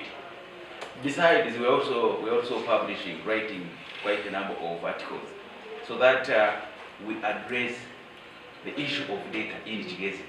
You are very right when it comes to water quality, water quantity within the region. You can hardly find that information. But your worries are rested. We are actually now on the top of the game.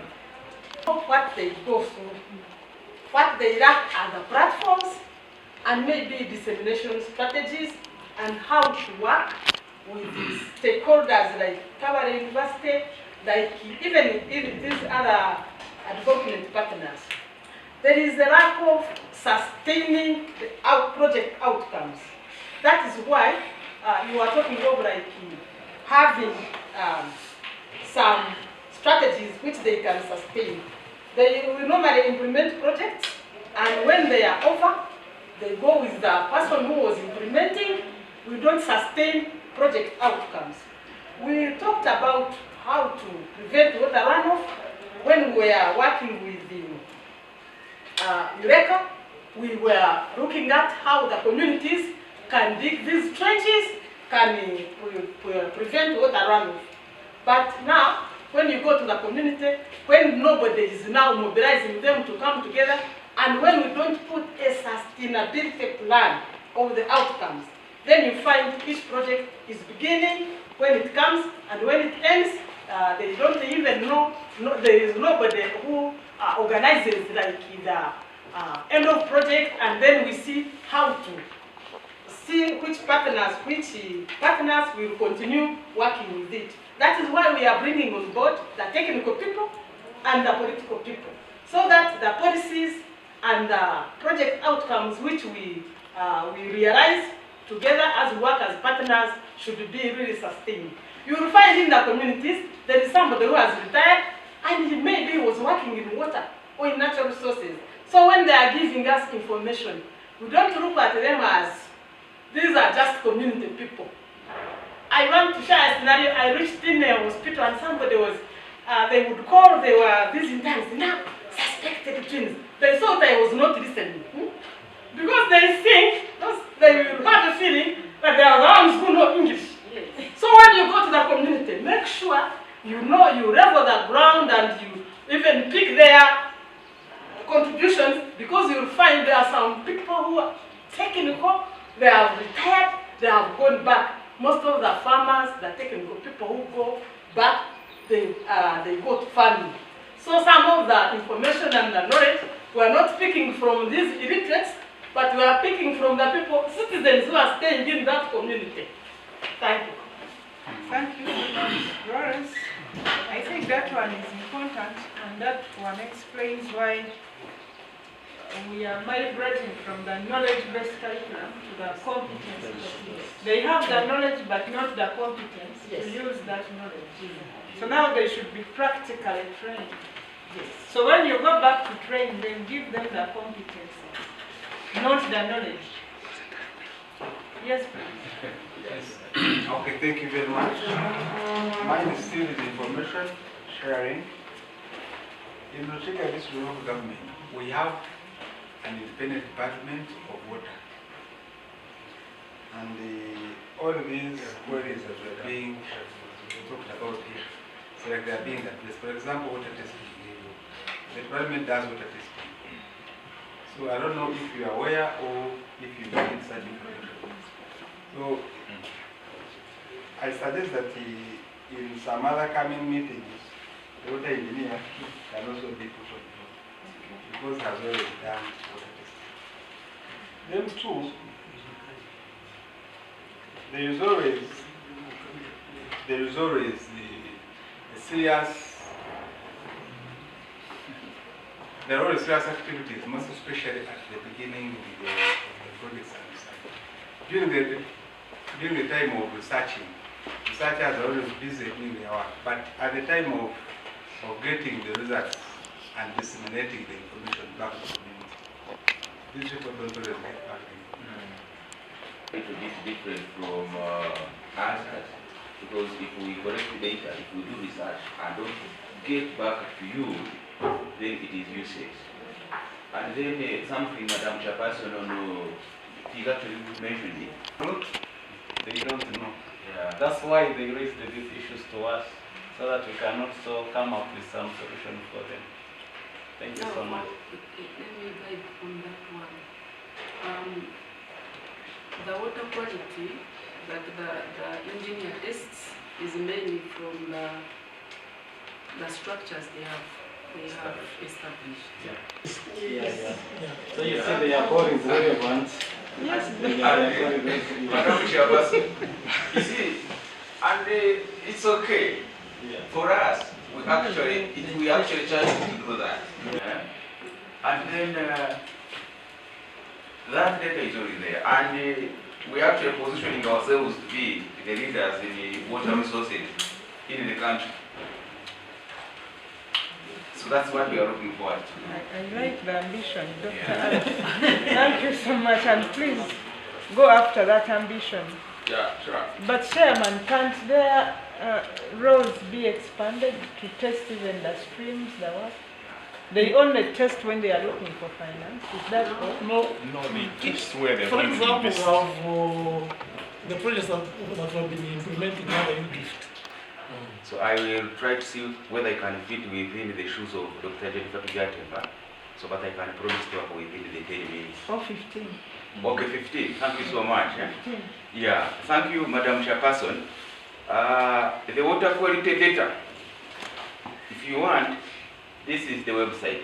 This is where we have published our data. It is raw data, so when you go there, you are going to see all that. Cephas consists the smallest part of our bigger part. So for us and Kabale, we have to raise a mean. Yes, So, but I don't know whether. and then the smallest part you are talking about is the most degraded part of Rwanda. So yes, we have statistics. The American subcatchment has the highest level of soil erosion, and our mapping tells that. That is Maziba.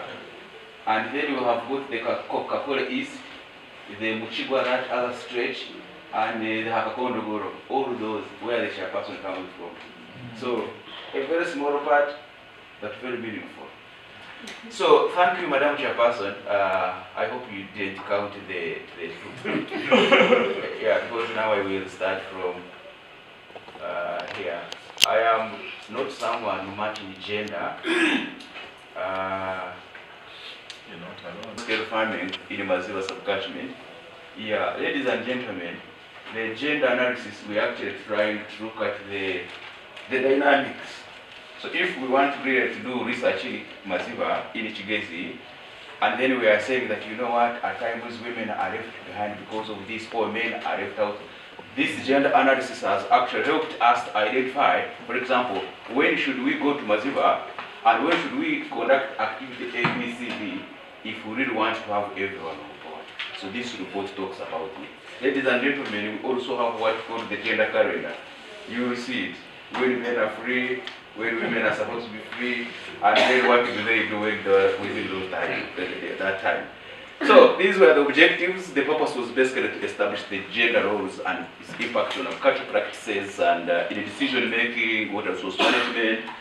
And then our focus was on roles, access, and then decision making. And then, ladies and gentlemen, the methodology that we use in the focus group discussion, so that everyone whom we invited had an opportunity to talk about, to air out their views, and then we did the discussion. Both men and women, aged above 18, were involved in this survey. Of course, this was voluntary, and then we actually informed the participants that whatever that they were going to tell us was actually meant for, from our next studies, and then we emphasized confidentiality. So these are some of the results. We asked about the crops that are grown. That's the feedback we got from them. And then about the seasons, what do they do within the various seasons? The wet season, that's when there is land preparation, planting Irish potatoes. And then during the dry season is when they do harvesting, and then some plowing. Yeah, the list is wrong, but we decided to select a few for the purposes of this meeting. And then about the still on agricultural practices, the conservation practices, this is what they do, repairing the terraces, creating drainage channels, and adding mulches. This is especially during the dry season, so when there is not much rain.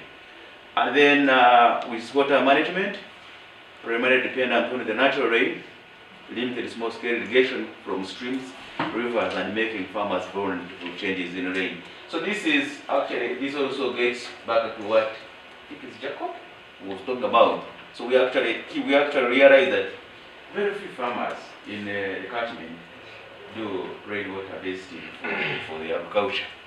And that came out in the water resource assessment, and then this is coming out here, then it has got to be very strong in our research agenda, and then definitely in the focus of why we are doing this. Yeah, gender-based division of labor in farming, ladies and gentlemen. So we have got the roles and responsibilities of women are there in agriculture, the planting seeds, weeding, post-harvest, so etc. And then tasks often require attention to detail and the administration's approach. So sometimes men were a bit not fair. Much is actually left to women. And then for the men, mulching, transporting heavy materials, they actually said, when it comes to heavy things, It is always us to do this. And then they said, because the women cannot do this, is when they come in. And then harvesting sorghum, and this they were very particular. And then this other one is not theirs. And then the tasks primarily require the physical strength and vigor. Because I say, why would I go for these other more activities when I know that the big thing is waiting for me? So that is one of what I actually found out. And then the shared responsibilities, harvesting most of the crops involving both men and women, and then demonstrating collaboration of culture, and then intergenerational transition. So, ladies and gentlemen, we actually found out that in this country, there is that tendency that the boy child will always look up to what their father or the uncles do, and then for the girl child, they follow their mothers, reinforcing gender roles. So they are actually being oriented, I think, to preparing them to fit into their shoes in courts. So that is also what we actually found out. So the household decision making, ladies and gentlemen, this is also quite interesting, because we said, so the decision making depends on the nature of families. So those are our terminologies, the collaborative or united families. In those families, the decisions are made collectively, often led by men, but with contributions from all family members. That's for the united families. That the decision on what is to be done is actually spearheaded by the man, and then with the input from the family members. And then I was saying, for our case, that fosters, shared responsibility.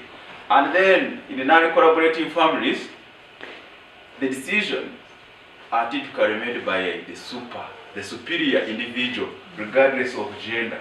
If I am a woman and then I am the one who actually very strong in terms of usually this is what it is me who takes the decision. Or if the children, the elder child is the one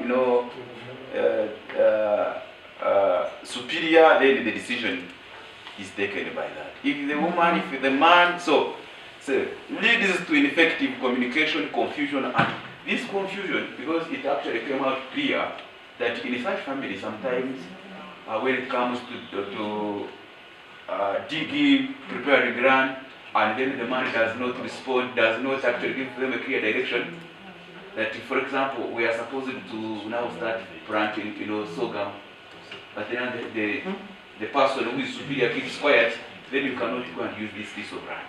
Because the owner, the head of the family, has not given you a green light. So that actually brings in confusion and late planting. Financial control. In those families where they do collaborate, men generally assume complete control with some farm income, reflecting on the traditional gender roles. So the man is responsible for the money. But then that does not mean that the money is his. Is theirs. And then in the non-collaborative families, designated superior or individual manages the financial resources. The money is mine. Yes, and then access to land, this also came out clearly. Access is dominated by men who hold the land.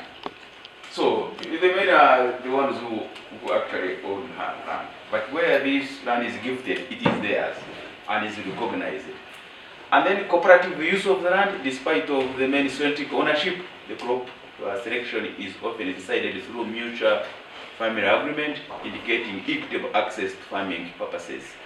That is, and then what access? Equal access sources, because these are basically the rivers that are in there. All of them have good access. We didn't actually find anything related to, there is a limitation within the water source that this is mine and no one else can access, that is not in there. There is catchment. Oh, a lot. Division of responsibility. Men manage irrigation and agrochemical usage. Fuhirira, spraying is for men. And men report great impact from limited water access due to their specific roles. So many things, yeah, but I have limited time. And then the financial resources, it came out clear that these financial institutions, when they go to the villages, they are actually targeting men. Very few of them target women. And that actually hinders progress associated with women. Because now if you don't have land, you don't have collateral security, so what else can you present to the bank?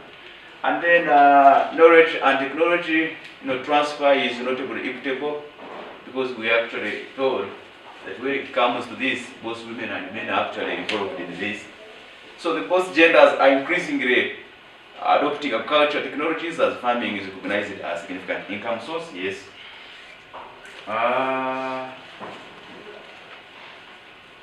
And then the impact of gender dynamics on farm productivity.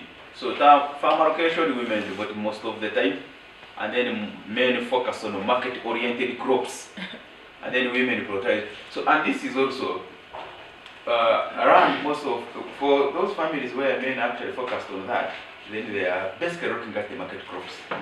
But what is meant for home consumption is women. And then this leads to delay in cropping, cycles, labor shortages, and reduced overall output where such is.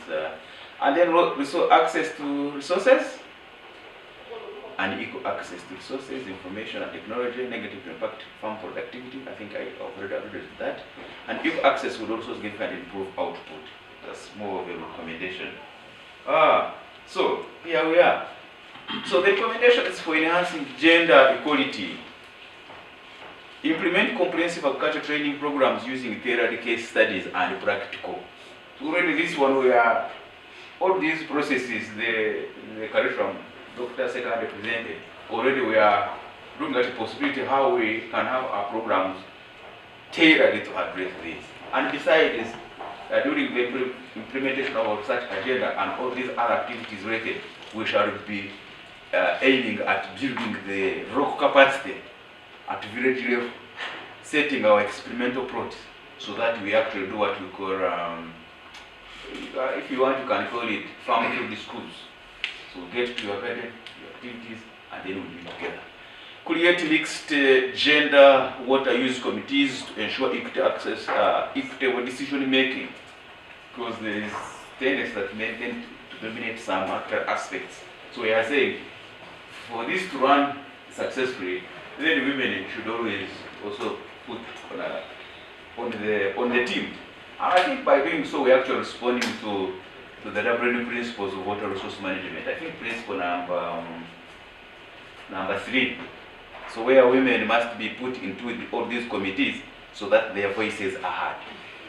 Conduct workshops to promote fair equity. Establish innovative rainwater harvesting technologies or systems. That is key. Community proposed solutions. Yeah, this is a repetition of what I just talked about. Rainwater harvesting, development of mixed whatever. Yeah. And then let's talk about gender calendar. Ladies and gentlemen, the gender calendar is here. The gender calendar is here. This is from the community. Yes, for males. So from 7 I want to get into all of this. But then we are saying early morning listening to, that's the news. There is some AC meeting there. And then around that time, preparing, So we didn't want to edit it. This is actually how it came out. Okay.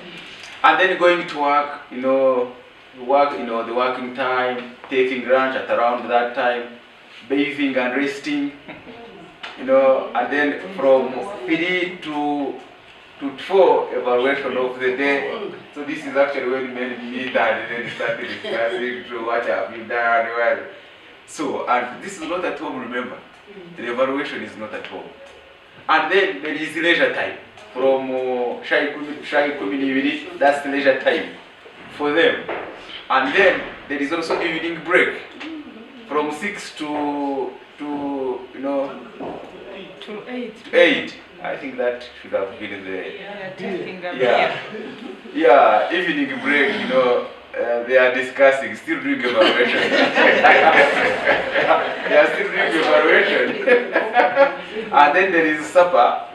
And then from 10 to that time, there is praying, and then preparing to sleep. Preparing to sleep. If they have That come is, back. And then that preparing to sleep is very heavy.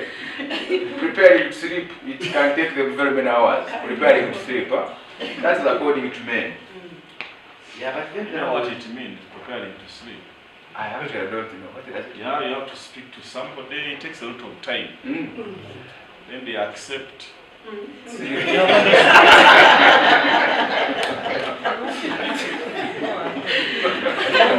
overlooked at me. If she had not looked at me, I was going to say.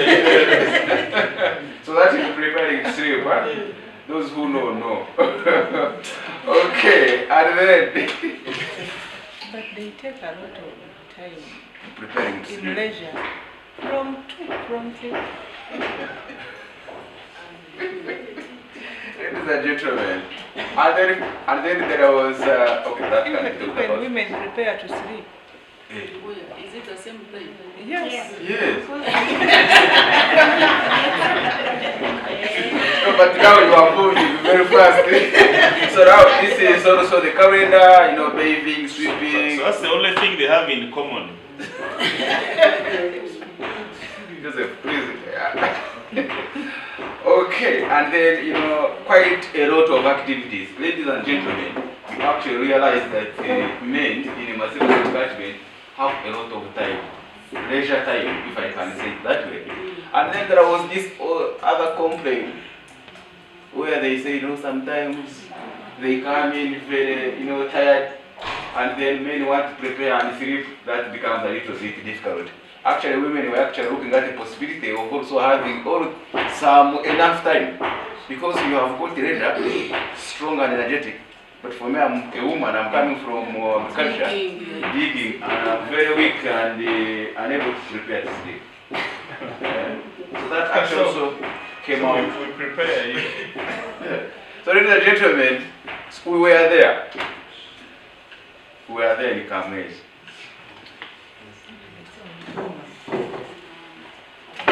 You see, our colleagues, the stakeholders in action.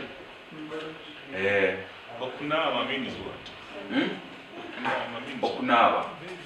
I say okunawa. Now, 1 hour. That was the sleep of the pen. It was supposed to be okunawa.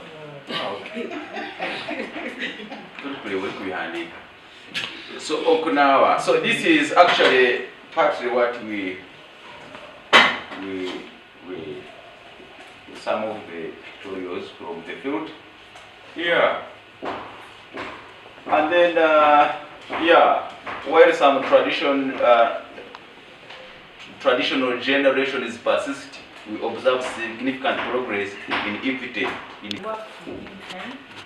I thank you.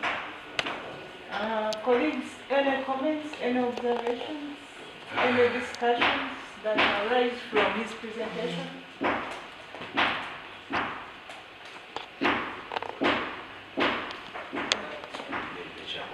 Yes, Chair. Oh, thank you, Madam Chair, thank you, the presenter.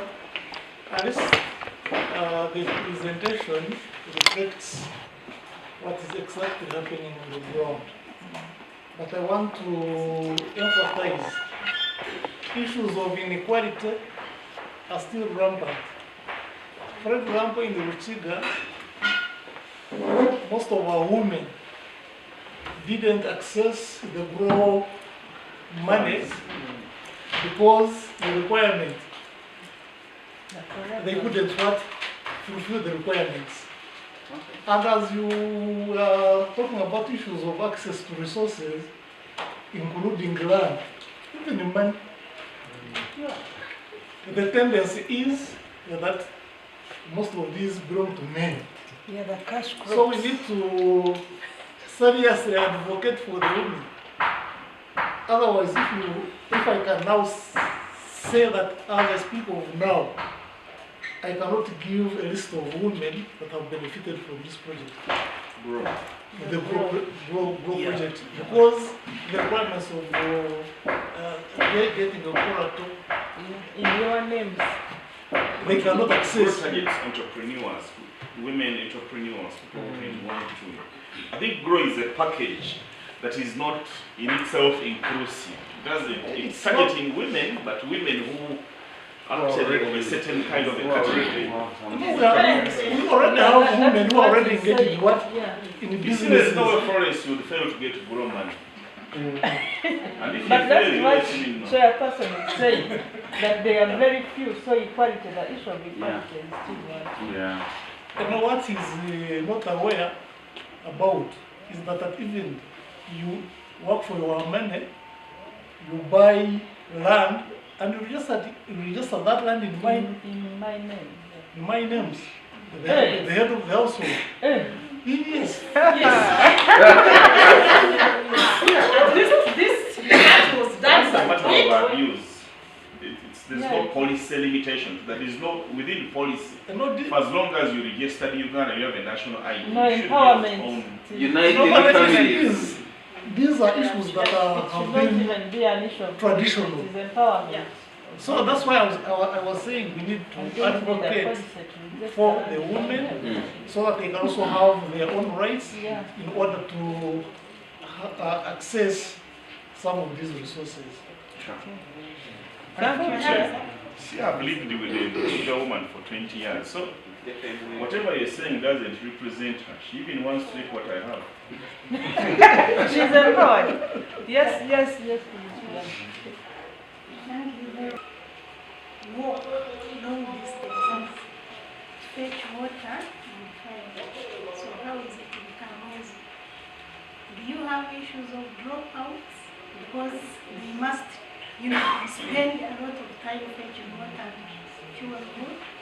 So how is it?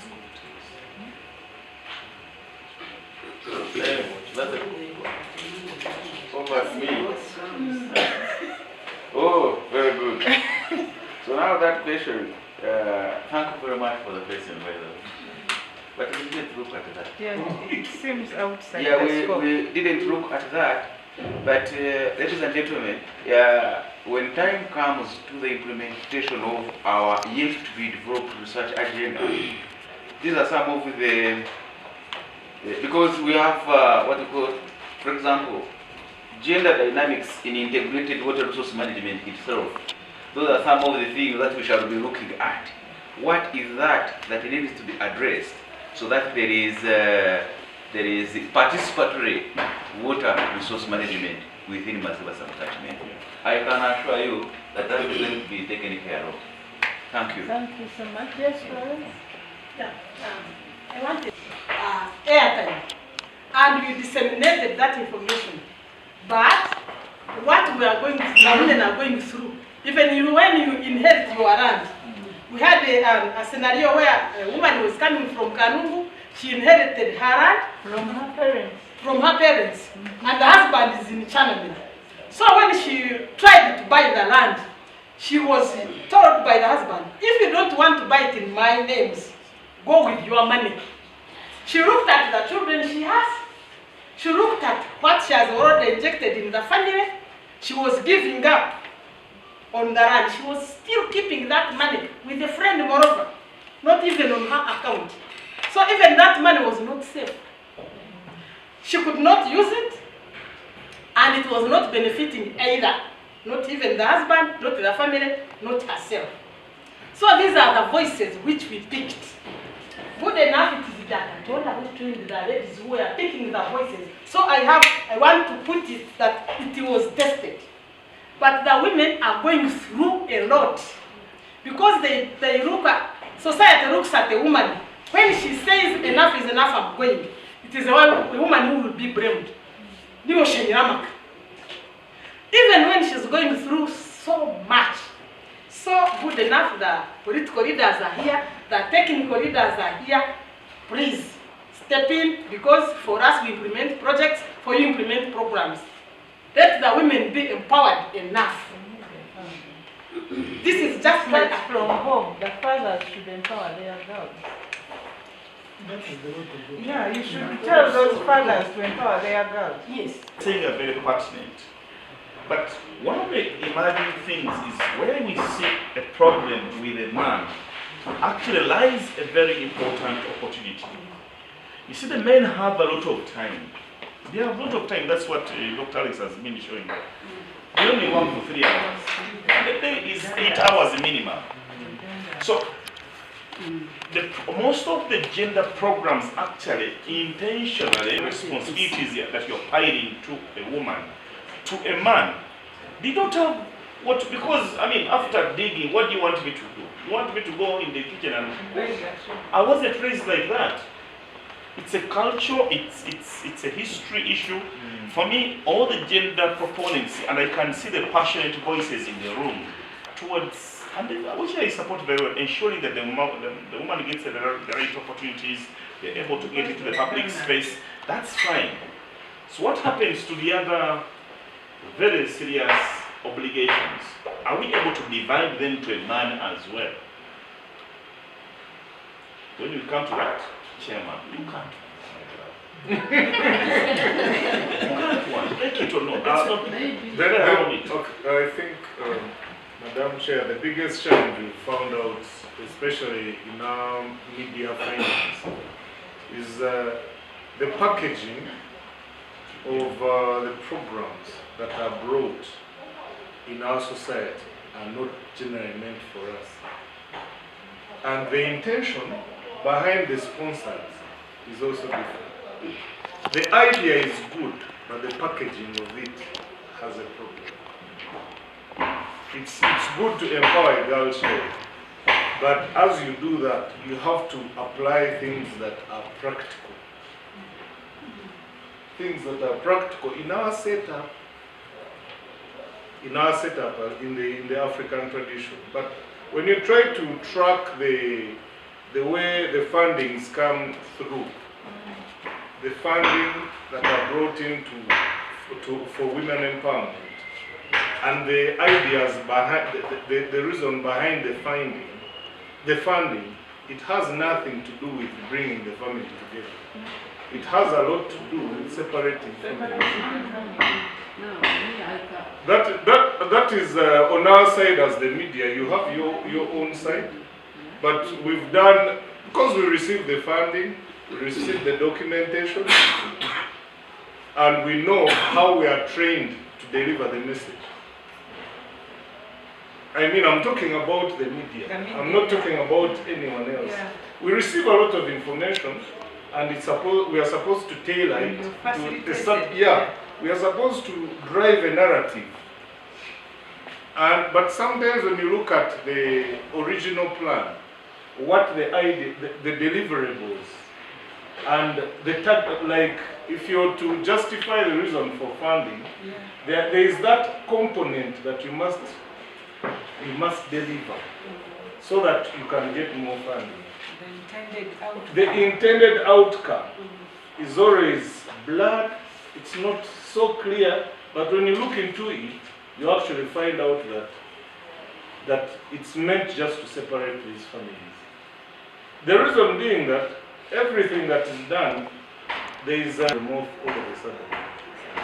And then it brings those divisions in families. And then you find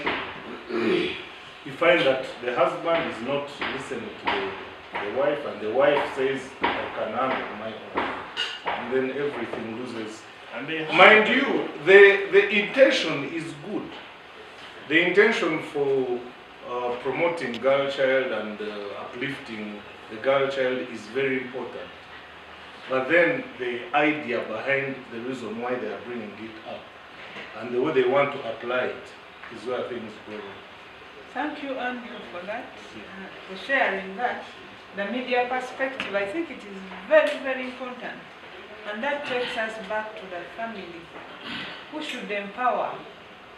Should it be the media? The media, they have work to do. They are supposed to do their work. But we have to nurture. Yes. As parents, we have to nurture both our girls and our boy child. And even if the media now comes in, at least they have something from which they are building. And if they can judge, which one should I go with? My parents' views or the media views? I think these people can live. And they can sieve out what is good from the media. So it comes back to us, Chair, as parents. We are supposed to nurture our children. To spend idle or Redundant relaxing from 2 to 10. Yes. Okay, let's see. Where a family head, I can call him a family head, or a man, a husband in the house, in the family, has a lot of that time idle, trying to socialize. Okay, socialization. Socialize. Where do you look at the income bit? How do you look at the income generating, can I say, concept in the family? The wife has gone back to dig. The gentleman is socializing. The little food that comes on table is for eating. The little is sold. Now that will bring them to a debate when they will select a person to go to school. And in most cases, it's a boy going backwards in that long back period. Those things have now changed. Now, yes, because you see, when it came to that debate, the boy would go to school. But remember, the resources are from the woman's input. So that's how now the support came to the girl child. But now looking at the current situation in Kamwezi, where the man still has that long period of socializing, how are you going to tap into it, Madam Doctor? Because now this is the biggest focus, the gist of the matter, where to approach it from. Now the man is already there, socializing, and the little food that comes on the table, he wants to divide equally. So you see that problem. It's now where we have to go back to the drawing point. If you're drawing your programs tailored to these findings, it is a very big eye-opener that we have now to embark on engaging the men, to engage in family issues, in household core issues, in income-generating activities. Because whatsoever that household will remain vulnerable. They will be poor, actually, in a nutshell. That's what I can do. Because the man is not involving himself in any income-generating activity. He has gone to socialize, which is not rewarding. What to do? What should he do? Now, when this one is going back to dig, why don't they go together? Because the food is for both of them, for their family. So you see, we have a lot to really advocate for, but and now they are saying we are acting with the girl child, now it is the boy child that is vulnerable, but it all comes back to. I happen to have taken I got a person to work for me in my home in Kampala. Now, for him, he was used to this timetable. He's a young boy, he has just got married, or I think he has one kid, but he takes, after, he has gone to work as a,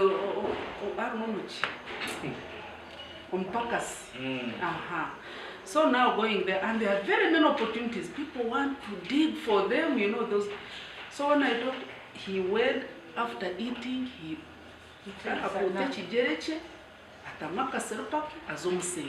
he sits from 2 to around 8 to come back to that. So he started, he said, but when are you attending to the house? I mean, what if someone comes and picks something, like that? After 2 months, I could not really do with him. I took another one. He has made a lot of money through working hard for here and there, and I gave him the liberty. And a lot of money. In fact, what he is investing now is more than like 4 times what I pay him.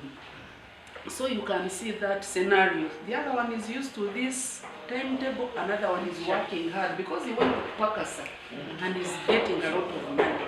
Not until we have engaged these men of ours that they drop this timetable that we shall get something out of Engage them, not in our lives. Thank you, Madam Chair. Actually, what we go through is that culture plays a big role in this woman empowerment. I've seen the timetable for Kamwezi and I've seen the lady waking up at 7. Here in Kigezi, a lady wakes up at 6 for the family to go. Because by 7, the children need to be at school by 8 and climbing, walking long distances. And usually, even as we were growing up, sometimes our dads would be the first ones out, even if there was not so much to do. Some cultures there in the east, northeast, the man is the one to sweep the compound. Yes. So he's the first one out. But that is culture. That is culture. That is not. But on land ownership, men have a lot of things. They have kwasa and for the lady to cook. But you know, some of those things are sort of phased out. I hope Zaptema, if the wife is going to dig, the man wakes up early. Octema is very early before the sun comes. In 10 years to come, we'll come here, we'll have NGOs coming to give us money when the union of marriage will be normal. Because, from I'm telling you, when you put a woman at the same level with a woman, I'm not saying that I'm actually despising the women, but I'm actually saying we're headed for doom. Because you must have seen feelers, you must have seen indicators that things, although we're actually fighting for gender equality and whatever, things are actually going the worst way. That is my submission. And let all of us look at this issue of gender in that kind of direction. Because, you see, women are a unique gender that if you are very empowered, just like you said, you cannot need anything from a man, they will actually start looking down on the men. And that's why most men now, you talk to them, even the elite one, they will say, instead of, I will live in your house, in your family, and I go away. And I've seen so many men leaving their families just because they cannot handle. Thank you so much. Perhaps there is something I need to understand by that. Because are all problems arising because a woman is empowered? Or because a man is empowered? I think I can give you an idea on that. Because to me, let me share before you come in. Let me share what Joseph was trying to say that my father led me into, not being submissive. For me, the way I was brought up, the question was, do you have one head? Do men have one head? Yes. Do you have two hands? So if they can... You keep going. One head, I have two eyes, I have one nose, just like this Joseph. So what you can do, probably I can do, if I choose to. Thank you. You can't do what I can do. Thank you, Doctor. Let's start. The challenges we are having is sometimes you look at these things at a later stage. The later stage is this. When I'm talking about culture, now these are the facts. In Uganda culture, when there is a giveaway ceremony, what is involved? Like, do they give away a man or they give away a woman? Because in India it's different. Yes.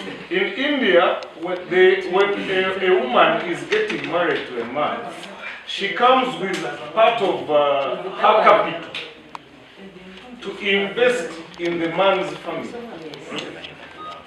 And now when it comes to us, to our culture here,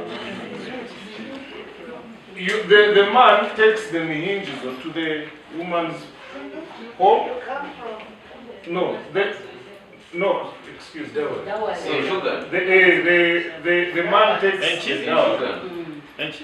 When the man goes to, the man is angry and no. And that hasn't changed. Yeah. But now, we've seen situations in Uganda where women have started marrying men. That's right. And I don't know, based on your experiences, if you've heard of it, I don't know how successful that has been. Because I've also had several women complaining that he came, I married him, now he's disorganizing me.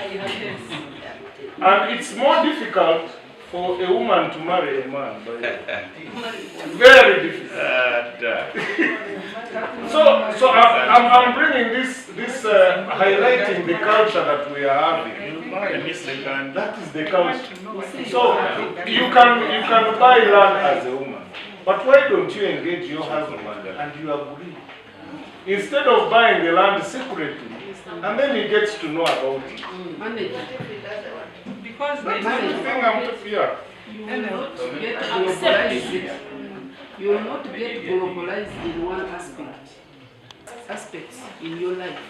So as long as we are switching from tradition to this Western culture, whatever it is, globalization, we don't expect culture to remain intact. And as long as a lady is empowered and can live alone without a husband, can buy her land, you expect that in our communities.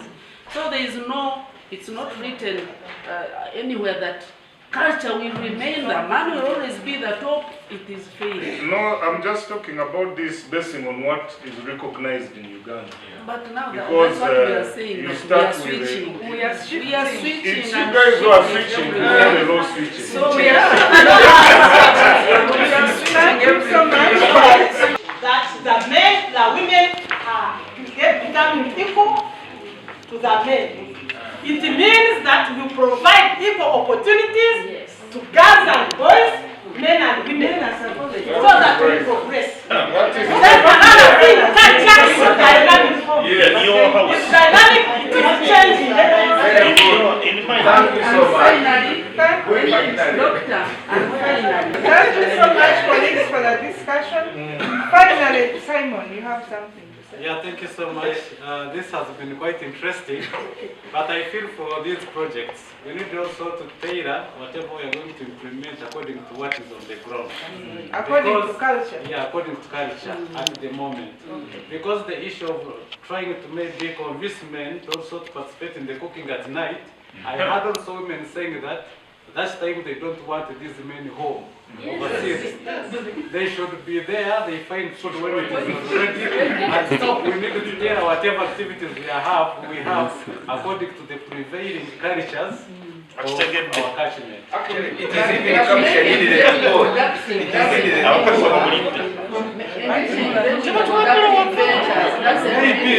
Maybe we can see in their discussions, in their whatever, we can introduce much more of the activities. We can try to see how we can modify their time so that they can be more constructive to what can be of a great importance for yeah, their they household. can go elsewhere, they can do business elsewhere. Yeah, we can occupy them much more with development activities. Yeah. Thank you so much, that is very important also. And let me tell you, women here, every man here, every corporate man here, us, they have received money from their wives to go out. That's right. Me, sometimes please do that. Of two important personalities, and that is representative of the head of department, environmental sciences, and at the same time she's representing the dean, faculty of agriculture and environmental sciences. So she's here as the dean and the HOD. Dear Susan, kindly come, you have 5 minutes to do both roles, and from there I am told we have the cow in the house. I will invite my sister Florence to come and introduce, but at the same time invite the cow to address us. Thank you so much. Dear Susan, 5 minutes. Your own. My own. Why shoes? Why not trousers? And I'm representing the HOD or the head of Department of Environmental Science, Dr. Fiona Mtekanga, and the big man, the Dean, Professor Wilson Wamwerinde, and he's engaged. You know, now we have two campuses, Rukundiri and Kabale, so they are preparing on how we are going to manage the two campuses.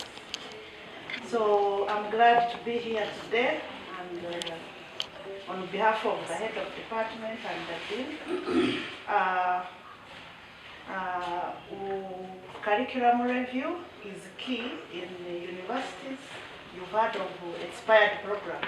At the time it was trending. So we are happy that we got this funding to help us in curriculum review, because you've seen it is a rigorous process, and we find sometimes the university do not have enough funding for all these activities. But since we got this funding from IHE, then all these activities for reviewing this curriculum has been key, is key now. And the National Council has given universities 2 years to change all the courses into competence-based curriculum, so this is timely, and we are glad that it is going on. So then we have, we are glad that now we have a scholarship which will be running in August, and it will sponsor 5 students in the same academic year. Merging university with community is very key. If we didn't have this funding, I don't think most of us would be known here, so we are glad that this project is helping us to be engaged with the community, and we shall be important in the community. So we are involving farmers and stakeholders. Then, since we have a research gaps, we hope our sponsored students will select their topics according to the research gaps we got from this. So our sponsored students, hopefully the project, all the leaders of this project will enable them so that they select the topics from the research gaps. So you have got the 2 provinces are left. So you take the chair. I might not take the chair, I might take... No, I think let me call the person in charge. Then later, to invite the chairperson LC5 to close this engagement. Mr. Kausa, take the floor.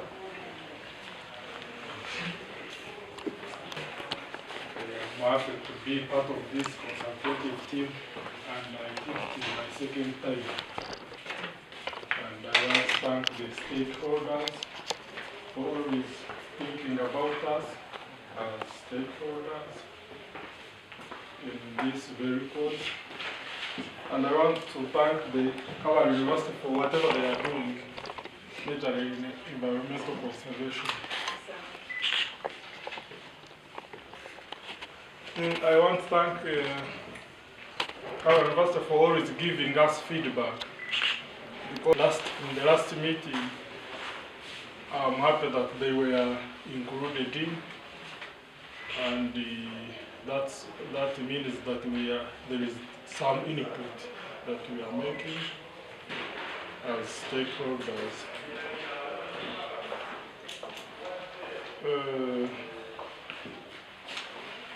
Major on they are covering indigenous knowledge, and it is helping us to find solutions for the existing problems on ground. It was sort of, we discussed a bit lengthy on the last meeting about it, and I'm happy it was covered. Then finally on the issue of gender, you see how it was a bit hot. And of course we have a role to play. Nowadays, whenever someone talks of gender, you quickly think about women. And, but they are dealing with another gender that is not actually catered for, and that gender is becoming a problem to them, to the nurtured gender. So it's a matter of clearly describing roles and respecting each other. That one, because culture, we all agree that it is almost fading out. But to survive, we need respect for each other. So I want to thank you for always considering us, and we pray to continue working with you. Thank you. And LC5 Chiga to close this engagement. Thank you, sir. You will allow me to observe protocol. Allow me to begin by appreciating the participants. The maximum attention that you have given this engagement. Let me request you to join me and I give you a very big hand clap. Allow me also appreciate the positive feedback that has been brought after the research that was made in the communities of the Maziwa catchment area, and particularly Kabale sub-county. I happen to come from Kabale sub-county. What was displayed here is a true reflection of what are the actual needs of the people there. How I wish, because this competence based curriculum review is beginning with those going for masters. How I wish it starts with those going for bachelors, so that it at one time scales up to the master's students. That is when probably we can observe good results. The issues that have been touched, issues of environment, I'm telling you, it is very, very pertinent. I've seen on several occasions, especially those who have been constructing water flow schemes. There are some meters that they dig the depths, but some few months to go, we find the pipes being exposed, meaning that there is a lot of erosion taking place. So we need to go back to the drawing board so that we can also address some of the issues. I don't want to talk on the issues of gender, because we have brainstormed on the issues of gender, and I think Madam was proposing that we can even discuss those issues when we go for lunch. But I want to, first of all, for us the politicians, is to promise you that we shall always mobilize our communities. I is ever proud of Kabale University, because I'm also its product, and wherever I see you, I feel at home. Without talking much, allow me to use this singular opportunity given to me to officially close this engagement.